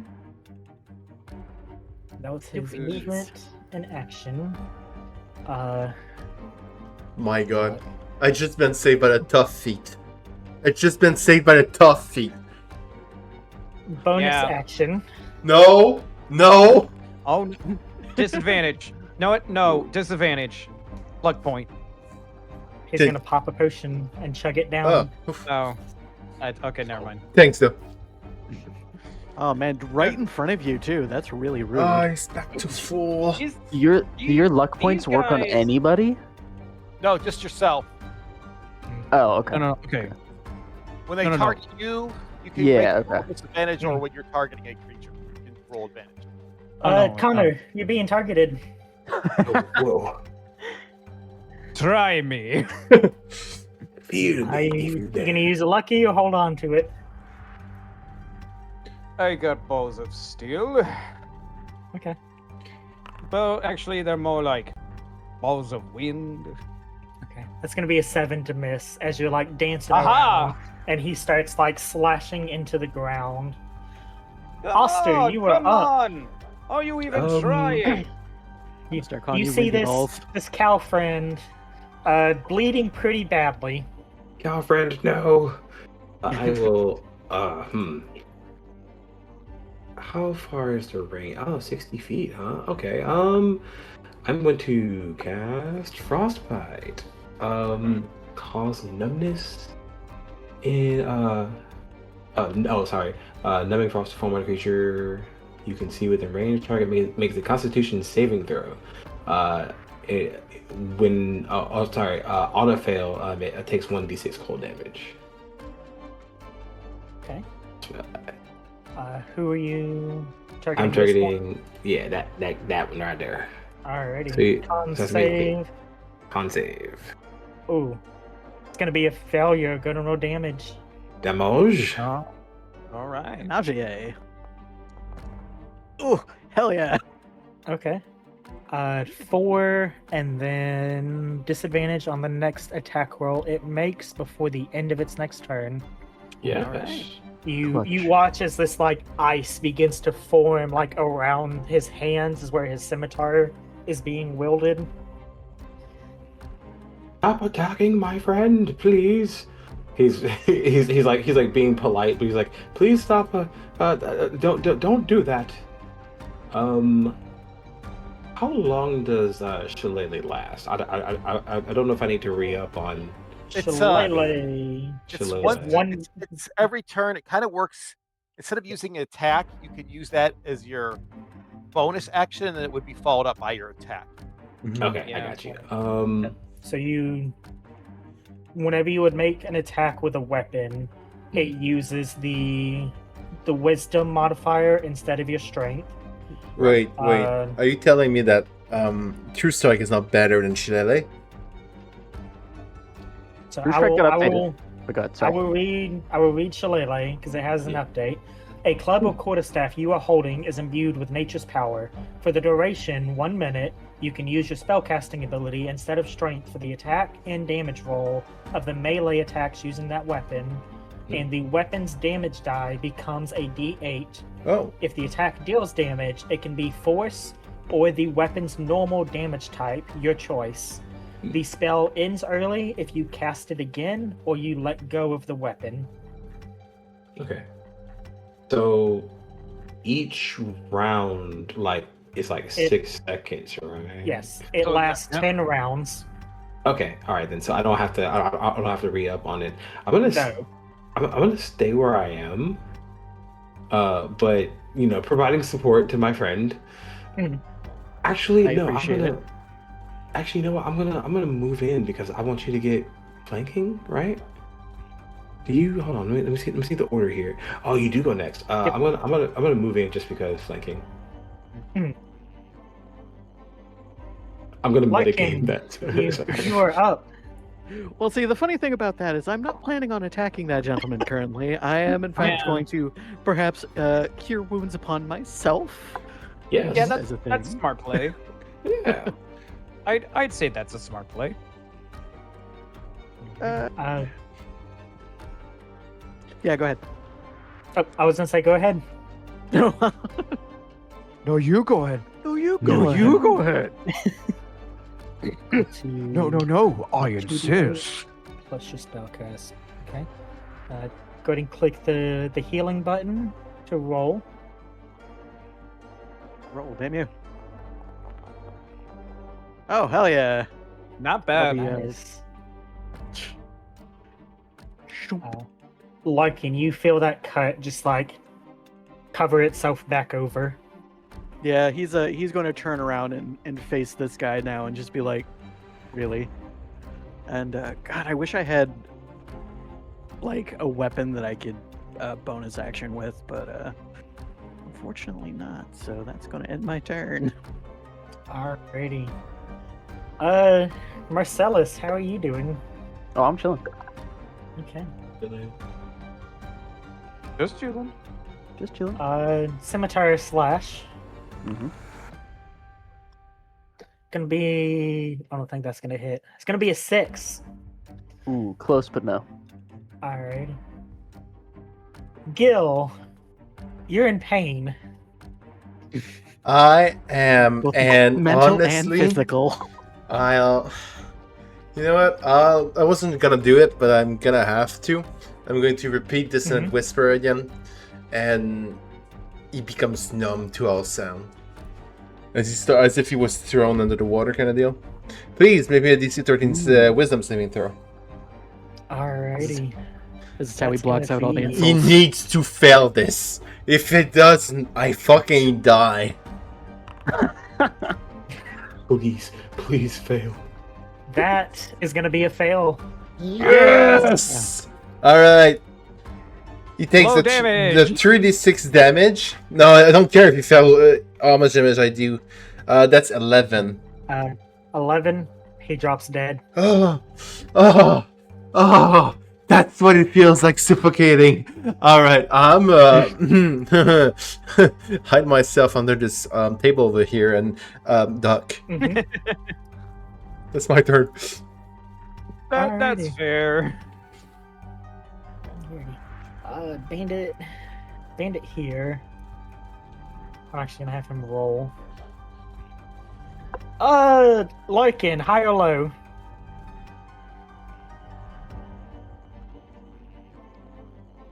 Larkin. Kestrel. Larkin. I'm sorry, I'm getting talked at by like 2 other people. Oh, I get it. Hi. And it's low.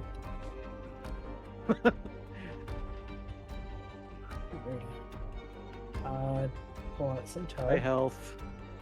I loved you. You're really good to me. I loved you. Auster, Yeah. how you doing? I'm doing alright. I'm fine. Do you also have the lucky feet? I do not have the lucky feet, no. Okay. Good. Good. Scimitar slash coming at you. I need to have something. That is going to be. Is Amelia? Auster's AC like that? Yes, I have shield. I have shield. The spell? No, I have a physical shield. Oh. Ooh, you have shield proficiency. Hell yeah. I do. Wait, isn't he a Oh yeah, I remember what he is. Sorry. You don't know what I am. I thought you were a You cleric probably for, do for because a I hot cast second. Shillelagh, but No, So it was post. Auster, Yeah, Oh, it's pretty hard. You would have to have a free hand to cast your spells. Oh, He can wield the quarterstaff one-handed. It's versatile. Oh, Yeah, you yeah, mean yeah. cast spells. But he can't have the quarterstaff, the shield, and cast spells. Yeah. You only had So, so many hands. okay. in order to do so- that, he would have the Yeah. Warcaster. Yeah, no Okay. shield. Sorry. It's a 10, so it misses regardless. Oh, thank God. I just like to stress you. He's like to stress us out. Jesus. Hold on. Hold on. It's the first Hey. session. Hold on. Just sit at Graham. Whisper's only verbal. That's all he needs, so he can do that. No, this is he, Auster. he didn't cast Dissonant. You're looking at the wrong dude. That's Oh, the other you're right. spellcaster. You're right. Right. Yeah. Marcellus, mind. you are up. All right, we are attack. This motherfucker has the HP. He's got the potions. I'm swinging on him again. Yeah. I'm trying This- to stab This him. was the perfect one to be where you were. Yeah, this guy is like battling you. It is insane how long you two have been going at it. I'm like, Jesus Christ. This All right. guy is actually good. I'm going to attack What the this hell? guy. I actually trained this guy. It's going to be a 14 to hit. A 14 does hit. Okay. Oh, I'm going to absolutely be using a Divine Smite on this bastard. Go ahead. So first I'll roll the regular damage. hmm The regular just want slashing. this. Just want this guy gone. Yes. Gonna be That is going to be 5 slashing damage. And then would he happen to be an unholy creature? He What he is is that? not. Probably good. in you. Morally, in your eyes. probably. Okay. Probably in your eyes. Then Just he's rude, going. not evil. he's- Oh hell yeah! He's going to take Well, he- 12 radiant damage on top Ooh. of that as I try to Uh, stab him through the chest. Marcellus, describe how you kill this guy. I think turning around for a second, like I turn to my left as I get shot again with another bolt. Mhm. Seeing this guy go to swing his scimitar, I block it away with my shield, and as I turn back towards him, I stab him through the chest, and then I just lift him up in the Mhm. air, and then drop him down as I turn around and I start stomping forward towards this guy down here. Go ahead. And then that is my turn. Okay. It is now his turn. He is going to switch to the scimitar and take a slash at you. Go for it. Do you also have the lucky feat you would like to use? Nope, I got my own luck. Okay. The luck of the Lord. That's gonna be Look at the Irish. 12 to miss. Look at 12 the to miss. Irish. Block it with my shield. Alright. This guy continues to gather his things. Sorry to our viewers who heard that Irish accent. That was just done. Sorry. Where can you get to? You can get to there. Oh, come on now. It wasn't that bad. You get to escape. That one's dead. I'm gonna 1. Wait, whose turn is it? This one. It's the commoner's turn. Yeah, Escape. I was trying to follow They the run. movements and everything, but I failed. You're good. Henry, you are up. Oh, that's not what I meant to do. It freaked out on me. Oh, he's also running. Okay. This is where I'm going, right here. They're We're like just gonna running take the together. Slide out, and he's gonna see this ginormous creature in armor running towards a bandit. But he's gonna aim his bow up and take a nice long shot as he moves his hunter's mark towards the one down there by Marcellus. Damn. Okay, let me drag the hunter's mark. What is your range on your bow? 150. That's just normal range. That's Yeah, normal long- range. Longbows, Jesus. longbows are insane. They're amazing. Yeah, that's gonna yeah. work. I love I'm gonna longbows. use my last lucky to give me advantage on this shot as well. Go ahead.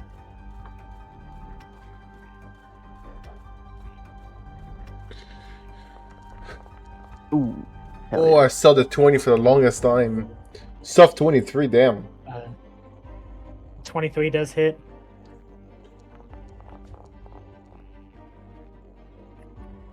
Or 10 damage. 10. Okay. Marcellus, so what you see is an arrow fly through the marketplace, pierce this guy into the chest, and as blood is just like starting to pour, he just smiles. Okay. Okay. then you it's my get turn. the- Get the Oh, fuck that out must of be the there. boss. Connor, you're up. Okay. So Marcellus, so I roll the health for all the NPCs. Marcellus got both of the tough guys. God damn it. Of course. That's very funny. It's And got you a I will big tell armor you, guy. I will tell you guys what the amount of hit points they rolled after the stream. Okay.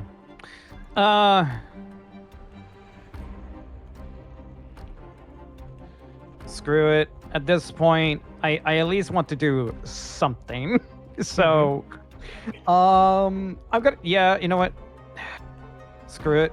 I'm gonna spend my last luck point to give myself advantage to Mm-hmm. hit this guy. Go And ahead. because I have advantage, sneak attack applies. So cool. It does. So I rolled a hit. Thank you, Oof. Connor. Ooh, 24. That is a. that is a 24. If this kills, can it be non-lethal? I'd say yeah. You can say non-lethal.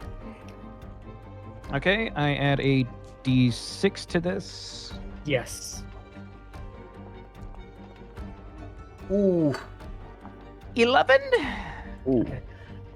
Connor, as you kind of just like take the hilt of your rapier and like bash it into his face, his head gets flung back and you actually like break a bunch of teeth, and then he looks back at you. Usually, I would throw away trash like you, but there are some questions I like answered. So be a deer and go down like a dog. Ooh. And yeah, that's gonna be the what? Let's do that. Okay. Alrighty, it is his turn. He's gonna take an action. Take a scimitar. 9 to miss. As he miss again, he is just taunting and taunting. Come on, look at yourself. You're only making yourself more of a fool. As you sit there and mock him, you watch as he pulls out a small vial from underneath his armor, pops the cork with his teeth, and chugs it. Oh, good. That's a lot. I That's a get lot to of play health with- potions you're not letting us get when we kill these guys. It's pretty rude of you, Gengar. Just kill them quick enough. Oh, good. I get to play with you a little more. Auster, you are up. Like, oh, Um, good. Hey, I am in melee range now. I can swack him with my stick, right? You can swack him with a stick. Oh, I'm gonna swack him with a stick. Swack him. Swack him. Quarterstaff shillelagh. Does 14 hit? 14 does hit. I'm gonna roll damage.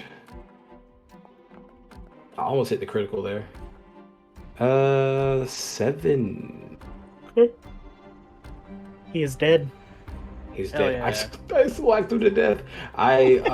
Auster doesn't really like go out of his way to kill, but when he comes up behind this last bandit, this bandit in front of Larkin that kind of slashed him in the back, he kind of, with all his force, comes down on top of his head and hears a crack. And you can see his skull kind of dented a little bit. He's like, oh dear. We like And making our then character that is- suffers, do we? That's my turn. Larkin, you are up. All right. So, having kind of glanced around and seeing the bleeding fish man, I'm going to scooch forward. I should actually take it off of my measuring tool. I'm going to actually scooch forward. God. Mhm. Mm-hmm. Please, Foundry. You can do Please. that. Please, Foundry. I can't. Foundry's not letting me move. Are you on the Maybe ruler? if you were on Chrome, I am indeed. Are you Yep, using he's got the a Chromebook. ruler or using the select target? I am. Alright. Look, I am. I'm on select target. Thank you. I appreciate that. No It's problem. about there work for you. Yeah, that works. I just He's need like, to be I'm within range. trying. You are 45 feet from Gill. Okay, so yeah, I needed to be at least 60. So I'm going to cast Cure Wounds. No, Cure Wounds is touching. I'm going to be casting Healing Word. Yeah. Is Cure Wounds a touch spell now? Yeah, Yeah, Cure Wounds that's is what always touch. has been. it's always been a touch spell. Okay, Yeah, the healing word's always been the ranged heals. that's what I'm thinking of. 8. I'm back to full, Gil. baby. Not Yep. bad. 8. Indeed. So now I have healed the fish. There we go. Gil, you feel better as you hide under this table.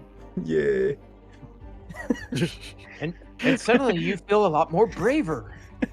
As my hand is healed. Mm-hmm. So on the scale to 1 to 6, how much do you want to keep yours alive, Tim? So above board, I would like at least to keep one of them alive for questioning, but in character, he doesn't know what you're doing, so you're fine to do whatever you want. Right, I'll move right here. I can do both. As I point my spear towards this guy in front of Marcellus. no, in front of Connor.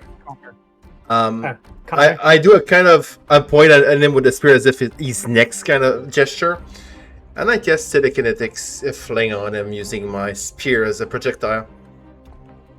Oh, Okay. Does an 18 hit? As 18 does hit. I keep incredible! I kind of try my best to hold the spear as long as possible to generate enough force, and as I just let it go, it just does that much damage. A quick little 6 damage as it plunges into his shoulder. It is a spear. Kill him, right? He is barely standing still. Could you imagine the Connor being like, ha ha ha ha? That's my turn. Connor's just like mocking and dancing around this guy, and Ooh, suddenly okay.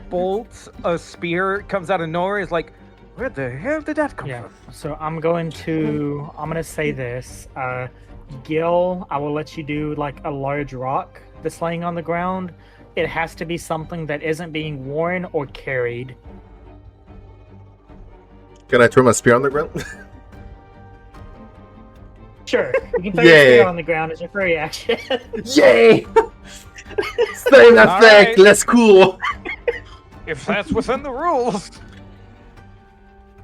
That is in the rules, yeah.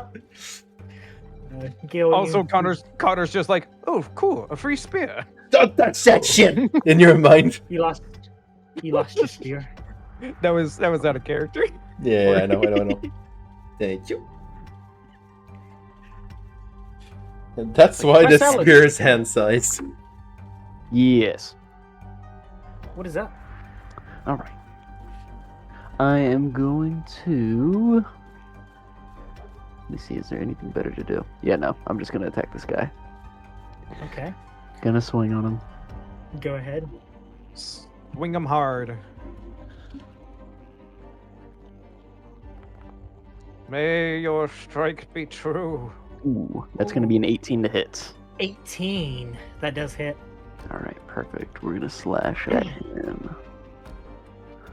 That is going to be 6 slashing damage. 6 slashing. He is still standing. God damn it. All He's right. still standing. I Yeah. think seeing him and slashing at him, I'm just gonna say like, "You should run," and then end my turn. Okay. Pulls out Marc- another hell potion. Marcellus, give me a persuasion check. Or intimidation. Oh, if I'm you're fine good with that. Persuasion or intimidation of your choice. if you're good at either or. I'm good at both, the exact same as both. Yeah. That is going to be a 20, not net. Okay. Good. Very good.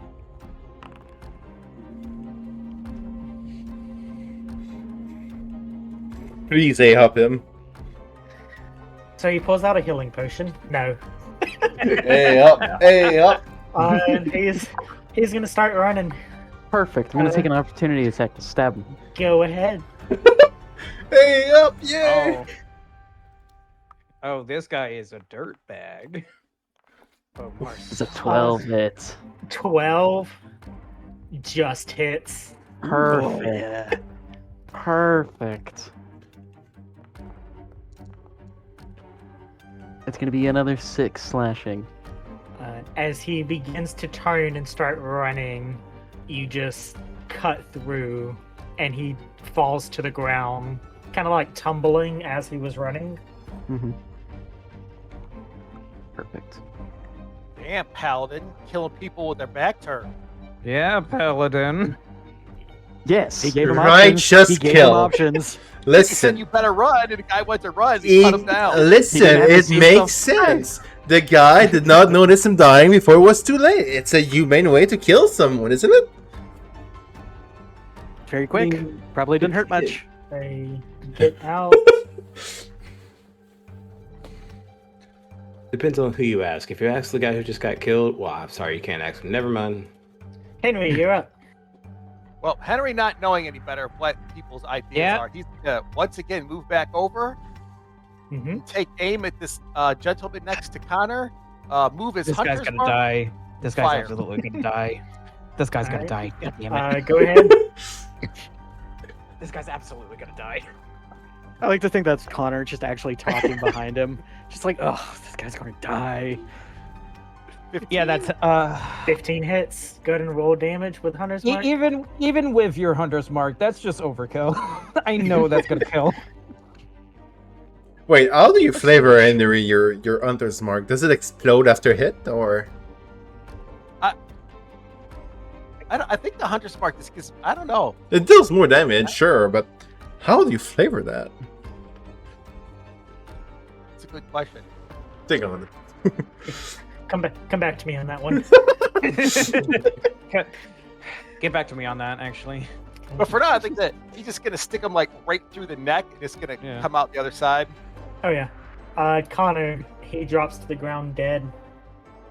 And that is gonna be the end of combat as the 6 of you are standing there.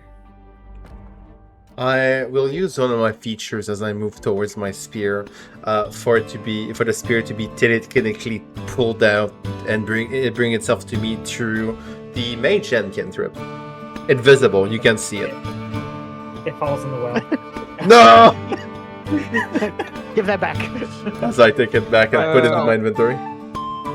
For future reference, I'm gonna say this out loud so I remember it. Hunter's Mark is force damage. So I like to think that maybe I just draw my bow and there's so much strength behind it that when it hits them, there's such an impact to them that something of that nature. It's like turns your arrow into a more harder substance. Yeah. You can actually hear the thunk when it hits them.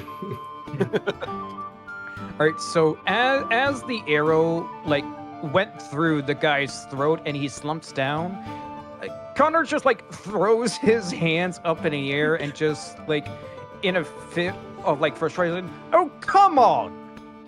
Really? All right, who was the one who did that? Come on, show yourself! As he like pulls the arrow out of the guy's neck. I was saving for that one. I believe a thank you is in order, not this audacity you have to flail your arms about. It is my arrow. Beg Thank your you for bringing that to me. I beg your pardon, sir. What you just did is lost us important information we could have gotten. You didn't say anything. I thought we were killing them all. It's all mass slaughter, so I just assumed No, killed them. because I automatically assume people around me usually have their intelligence very well. I will not have you stand there and question my intelligence. Give me my arrow. Oh, I think I'll be keeping this as a keepsake. As he pockets the arrow. You can add 1 arrow to your inventory. So while they're doing that, Larkin will go around to all the commoners first to see if any of them maybe survived, like if any are at least somewhat close to being maybe alive. I would say just looking around real quick, they're dead. Nah.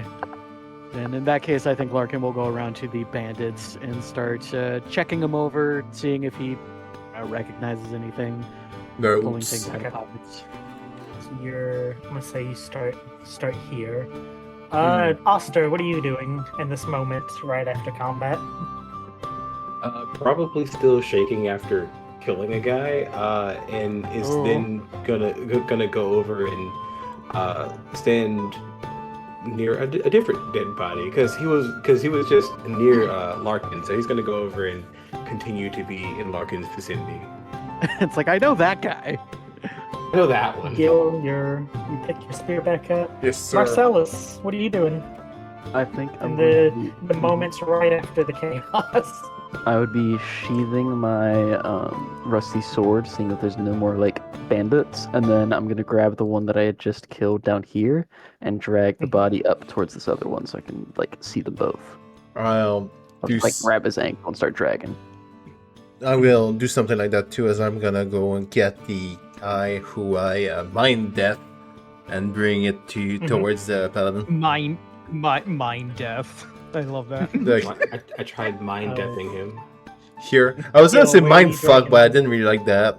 You just bring him here as I bring him towards there. To the pile. Yeah, I'm bringing him to a pile here, and I'm gonna try to help out. Marcellus, this weird fish-looking thing drags a body into your pile.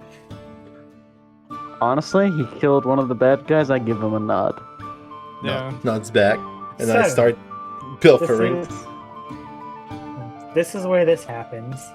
So Marcellus and Gill, as you guys are like piling up these bodies, Larkin, you're kind of like checking on some bodies. Auster, you're just kind of like following Larkin, very shaking up. Connor and Henry, you guys are like having a screaming match in the marketplace. Wonderful About- first introduction.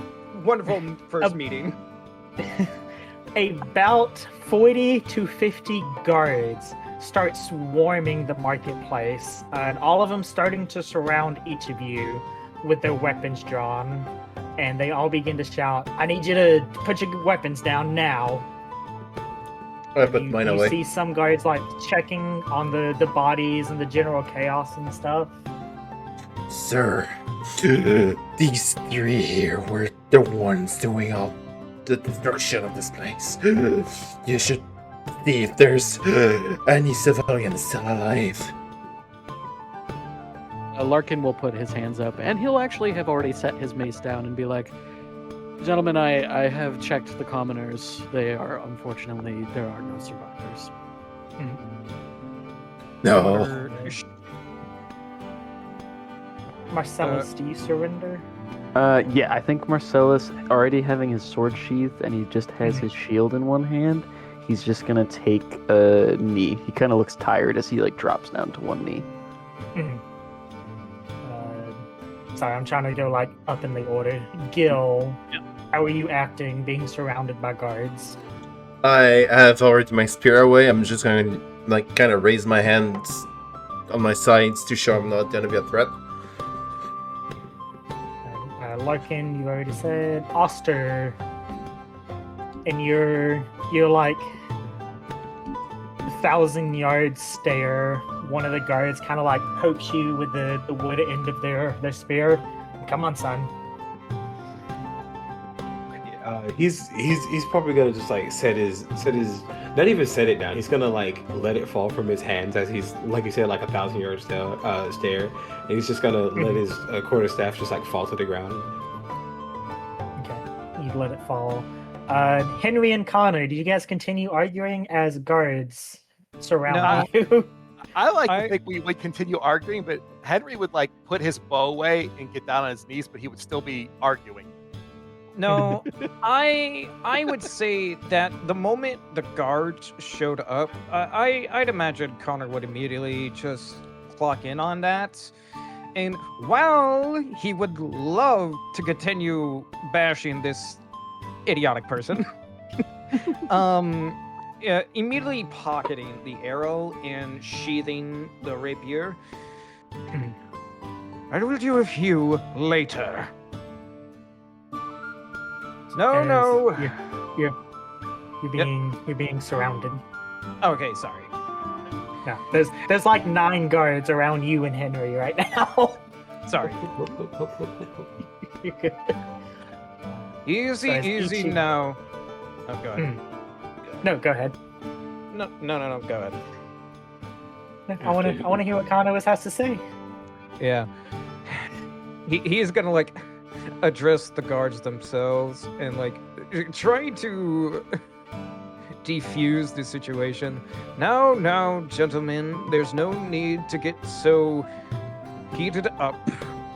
As you can clearly see, this place was attacked by strange individuals, and as Connor, it appears, one of the guards kind of like cuts you off. Captain Fireburn will be here. Captain Fireborn will be here in a second. Just wait. Connor stops mid-sentence. Oh. Oh no. All right. You guys watched. There's just a dreaded face on his expression. Like, oh no.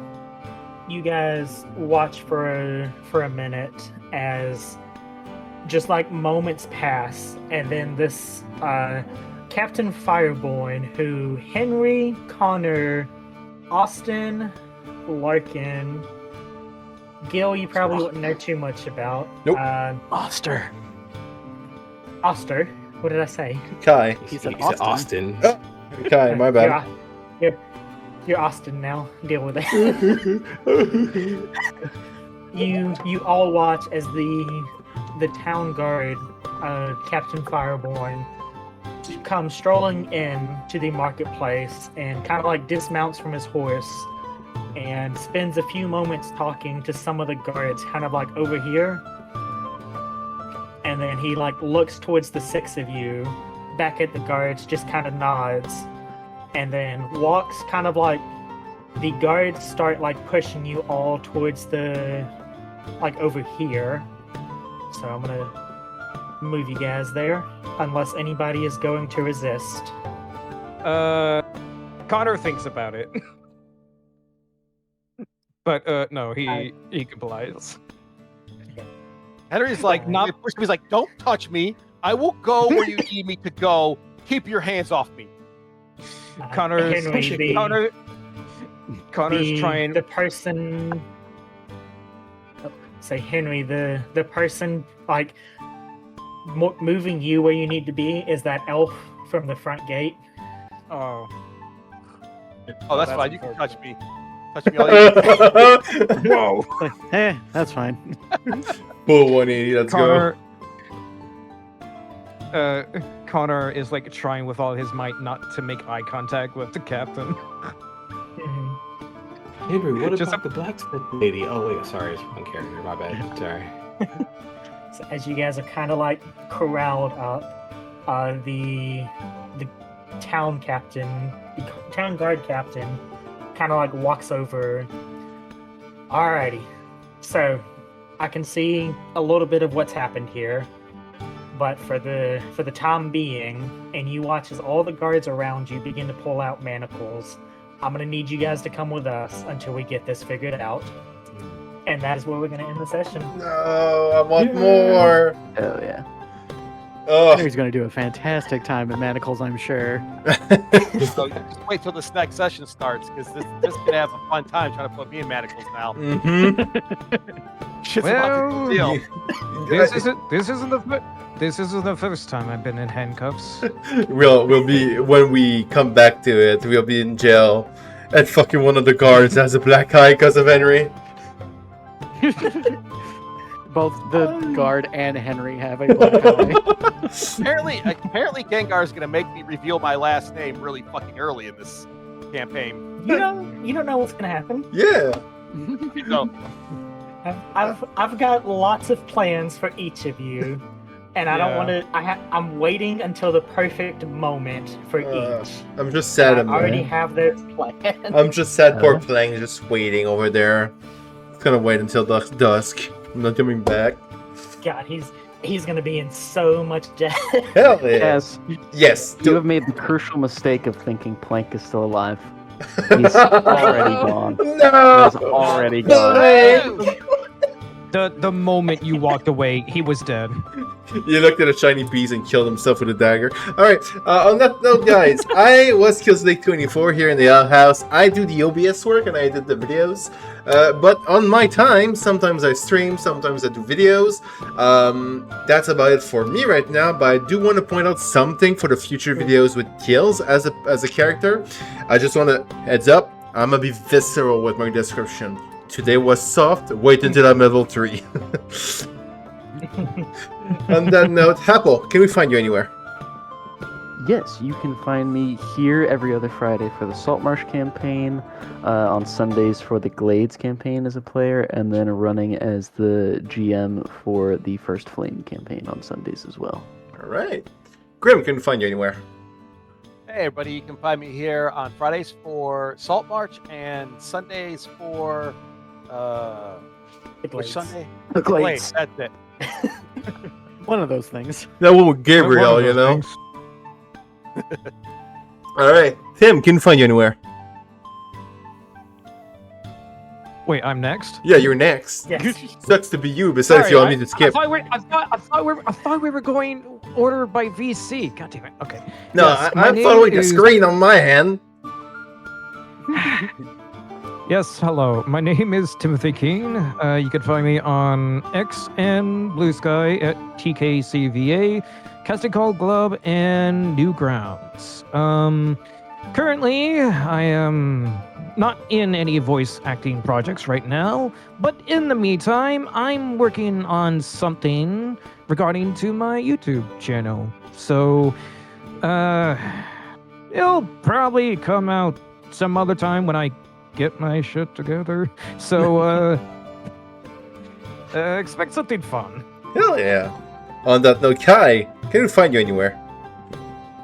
No, I don't have any social medias, but I will be here with you guys doing this campaign and some other future projects that we do. Next week. Pokemon. Next week. Pokemon, yeah. Oh yeah, I should Yeah. also say you can also find me doing this thing every Friday. Every Friday. Every time. Can never run You'll away from get him. tired. You'll get tired of me. Yeah. Tim, if, You'll hear my voice everywhere in your sleep. as of now, no one voted me out, and I'm the French one here. You're safe. Kai, do you need to add anything to this? No, that's it for me. Alright, then the always tortured artist in this group, Kestrel, go ahead. Hey guys, I am Kestrel. I am, as Kaz said, the group's artist. I've done character art, the thumbnails, all that fun stuff.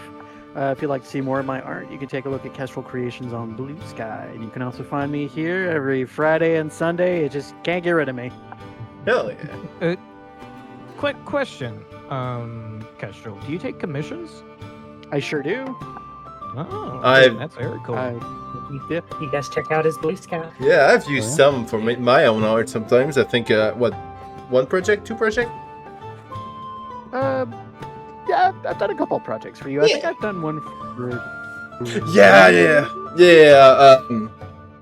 Yeah, I remember the what's this face? The Mechanicus one and the original one. Yeah. Anything else to add? No, that's me. Alright, Gengar, take it away. Hey guys, OverseerGengar here, and yeah, I was the game master who tried to TPK the party. I think it You set up a failed. nice I think you tone for the Saltmarsh campaign. Connor is going to be locked in solitary confinement next session when we come back. So, Yes. but no, we'll yeah. Joke's I on think you. Joke's on you. I'm into that shit. I think we had a lot of fun today. A nice little introduction into the Ghost of Saltmarsh that I'll be running Friday nights, every other Friday night. Trading that off with the Pokemon 5th edition, and then here on Sundays as a player and the game master. You guys are stuck with me. Can't get rid of me. So Hell yeah. I'm like, want you to get rid of you. Hell yeah. On that note, people, if you're over on YouTube, please don't forget to subscribe. It's free and you can always unsubscribe if you don't need to, but it does show us that you guys like what we're doing. If you're over on Twitch, same thing. Please follow so that you can be notified when we go live. We try to be as live as we can, but you know, live. We can't be live every day, yeah? Can we? Guys, can Don't we? worry. Don't worry, guys. I'm here now. I'll make sure they get on time. But then again, this is that. That's us for today. So stay safe, have a nice night, and yeah, good night. Bye-bye. see you guys Sunday.